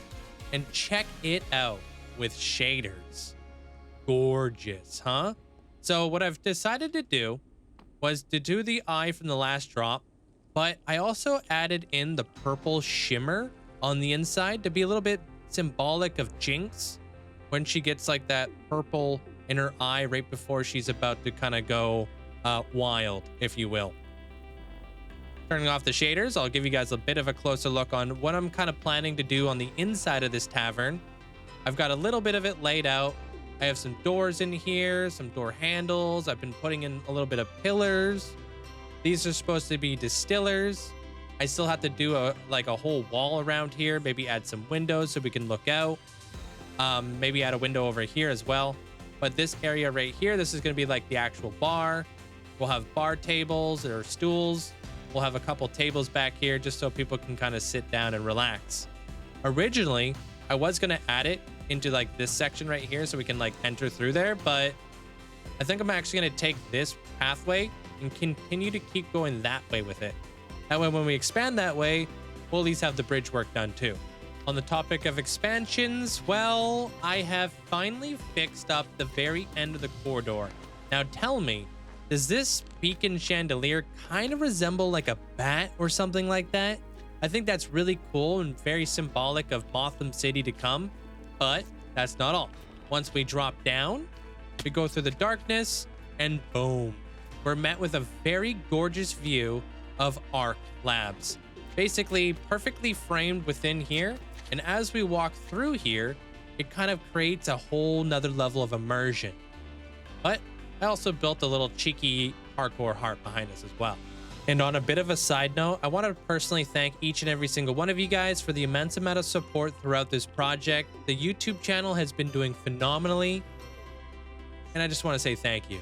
But without further ado, I think it's about time I get back to work over here at the tavern. You know what? I'm pretty happy with the way this tavern turned out. I got everything fully done up now. Check it out. Turn off the shaders here so I don't have to blind you guys. But it's called the last drop. So we have the eye here. We of course have the teardrops, but the teardrops are a bunch of wobbly pops. Thought that was quite fitting. On the interior here, well, this was actually quite challenging to do because of the limited space that I had available to me. But I think I did a pretty good job.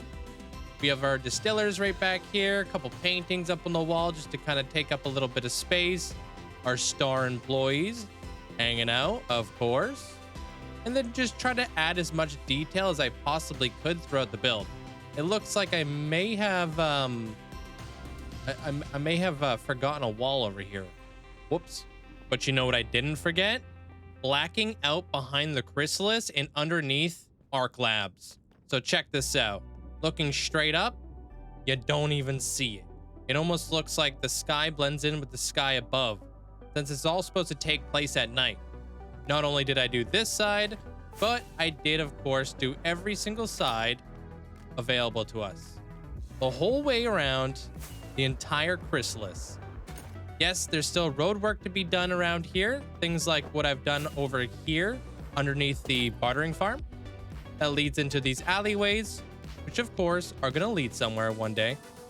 But for now, I don't have the time, nor do I have all the coal or the resources, because this project has really depleted my resources. But speaking of resources, down here, the bartering farm has been going absolutely insane. I hardly have any more space for gravel in my main storage room, which is crazy. Soul sand is absolutely popping off. Blackstone, but check this out. Boom. I finally got a full shulker box of obsidian. But let me show you guys exactly why that's so exciting. So I normally have my beacon beams rendered off using sodium extras. I get that question quite a bit, but there's something that people always forget about having a very long-term hardcore survival world like I do, and it is the sheer amount of beacons it takes to basically claim land throughout here. So it's not uncommon for me to be utilizing over 100 beacons per project on an easy day. But let me just show you guys a little bit of the craziness that goes on behind the scenes as, of course, the storm rolls in, because it's just a storm every other day. But I want to put this in a little bit of a perspective on a lot of like what goes in behind the scenes for a 47,000 day hardcore Minecraft world. There's a reason why I hold the record for the longest hardcore world to ever exist. So put this into perspective. Do you guys have this many beacons in your world? Yeah, probably not. Now, I did manage to finish a couple other additional things in the live streams. One, I have completely replaced the grindstones that used to hold up the wardens, and I've gotten rid of their toys, which is super cool, because for the longest time, that's been something on my to-do list. But I also did another laboratory inside of the, I keep calling it the Monarch, but it's the Chrysalis. And I know all you 90s babies are gonna absolutely love this, because I know I did. It is a cloning facility. So we have module 1 and module 2. We also have Navi right here, who holds the mace. So that's quite menacing. I have this little guy right here who pulled a lever so Amanda doesn't have to. But we have a shiny Mew in here. And then we have a different Mew, which is a little bit scuffed. And then, of course, we've got Ditto, who's very scuffed. Which means that we have 2 more science experiment laboratories to do before we could finish off this episode and go into full swing into the next ascension, in which I've been actually setting up a bunch of resources for. So over here, I have set aside a ton of prismarine from the Guardian farm, of course. And then behind us, I have a bunch of these modules that are all auto-crafting different prismarine blocks. So I have the dark prismarine, I've got normal prismarine, the sea lanterns, and then over here, I've got the prismarine bricks. Now, why is it that I'm doing this? Because, well, let me show you guys. This area right here is directly above where my storage room is located. So if I jump through here, go down this little pond way right down here, this is the storage room. I'm going to be spending quite a bit of time in this storage room because I have a ton of shulker monsters that I've been cleaning up in Motham City because, well, let's just say things got way out of hand over there. I started off extremely organized and now not so much, but I've loaded up the shulker unloader here, and I'm just kind of waiting for everything to process and go through the auto sorter. So I'm just kind of waiting for like all the lights to turn on and turn off, hoping that this thing doesn't break. But in the meantime, while I'm waiting for this whole area to finish doing its thing, also, I don't use any chunk loaders. For those of you guys who are probably going to say inside the comment section down below, why don't I just set up a bunch of chunk loaders down here? Well, I'm afraid of corruption. I have corrupted my world before. That's why my iron farm is completely scuffed. So if I ever had my power go out or anything like that, the damage could be detrimental in the world and probably irreversible.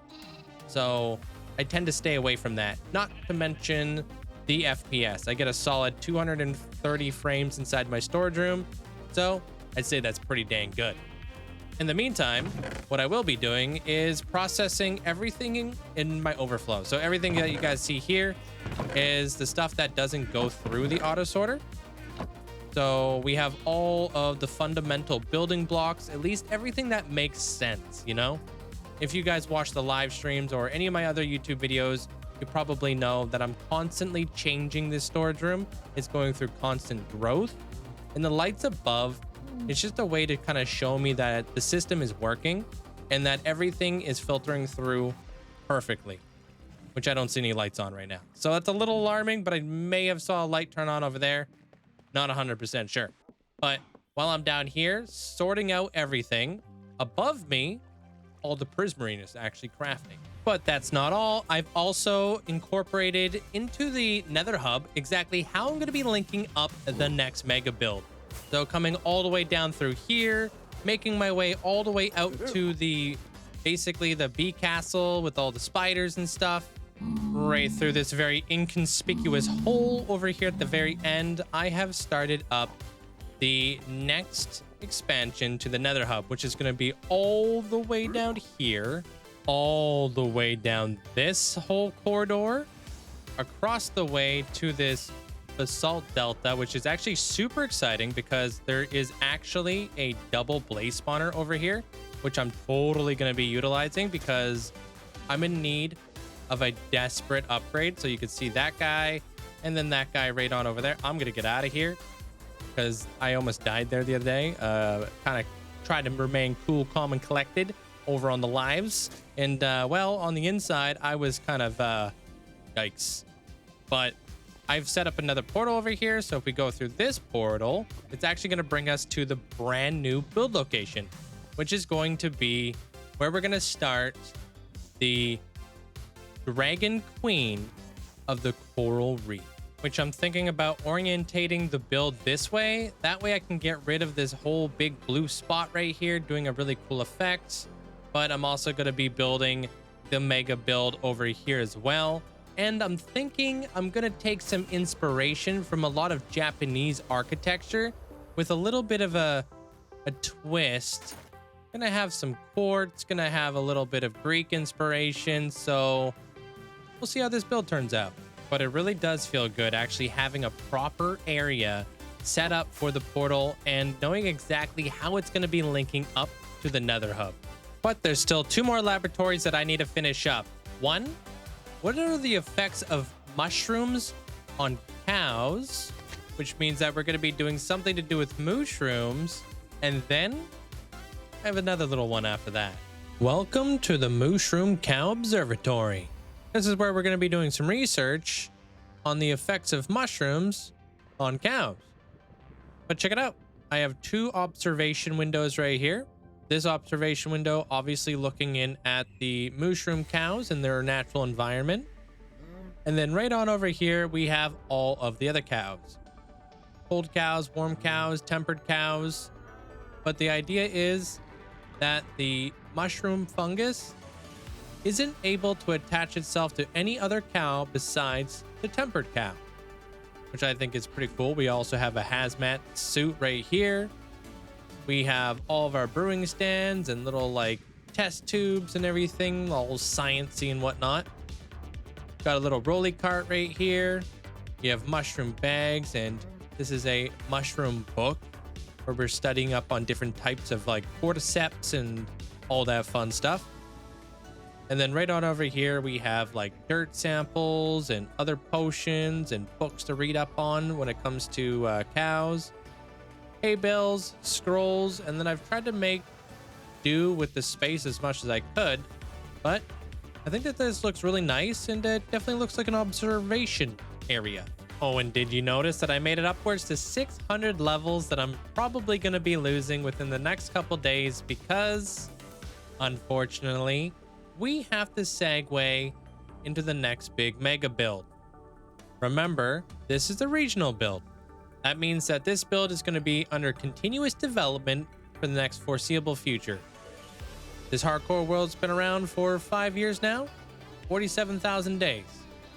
And that is where we're at with the new and improved Wither Skeleton Perimeter, which I am so much more happy with than what I started off with. So let's do a quick little overview on all the cool stuff that we've built.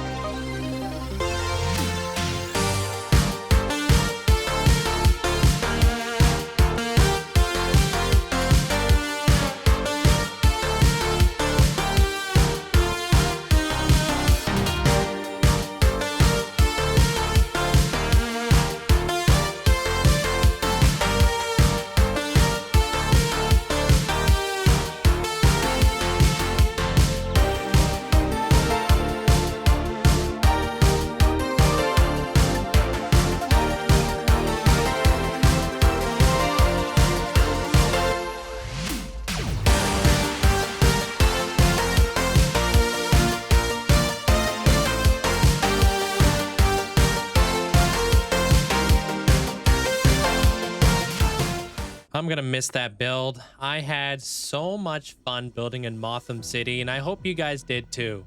But it's about time that we segue into something completely new. From something that was a little bit more gothic, a little bit more dark, into something a lot more bright and beautiful. As you guys know, we're going to be going into the coral reef build. And we're starting things off with a bang. Let me show you guys what I've got going on over there now. So obviously I've been taking the time to set up the beacons around this area. Obviously you guys can't see those beacons because I hide my beacons using sodium extras. But let me just show you the sense of scale of this entire build. I have this circle right here, which is a diameter of 161 blocks, which is fairly big. This is how I'm going to be getting rid of all of this blue water right here, doing like a very cool drained area with waterfalls cascading down the sides, going into what is going to be a very big like blooming section where we'll have like snow and cobwebs and everything being sucked in basically. But that's not even the beginning of the build. This build is going to be much larger than this. It's going to start with this circle and it's going to work its way out and around like this, like a giant crescent moon. And I'm really excited to see how this plans out. But unfortunately, that's all the time that we have in today's episode. If you liked today's episode, don't forget to leave a like. And obviously, if you guys want to see how the coral reef build turns out or what's in store for Motham City in the future, subscribe for more. Because there is a lot of lore that I'm lining up in Motham that's going to tie to so many builds in the future. There's going to be a lot of foreshadowing happening here very, very soon. And I'm very excited for a lot of that stuff to come together. But I will say, thank you guys all for watching the episode. I appreciate it. If you guys have made it to the very end, if you've made it this far, let me know in the comments down below. Let me know what you guys think of Motham, what I want to add to Motham, or what I should add to Motham, and what you guys think the coral reef build is going to be. I'm curious to see if anybody guesses anything that I've got planned. If you guys are watching the live streams, of course, I appreciate you guys all being a part of that. But until next time, I'll see you guys in the next episode.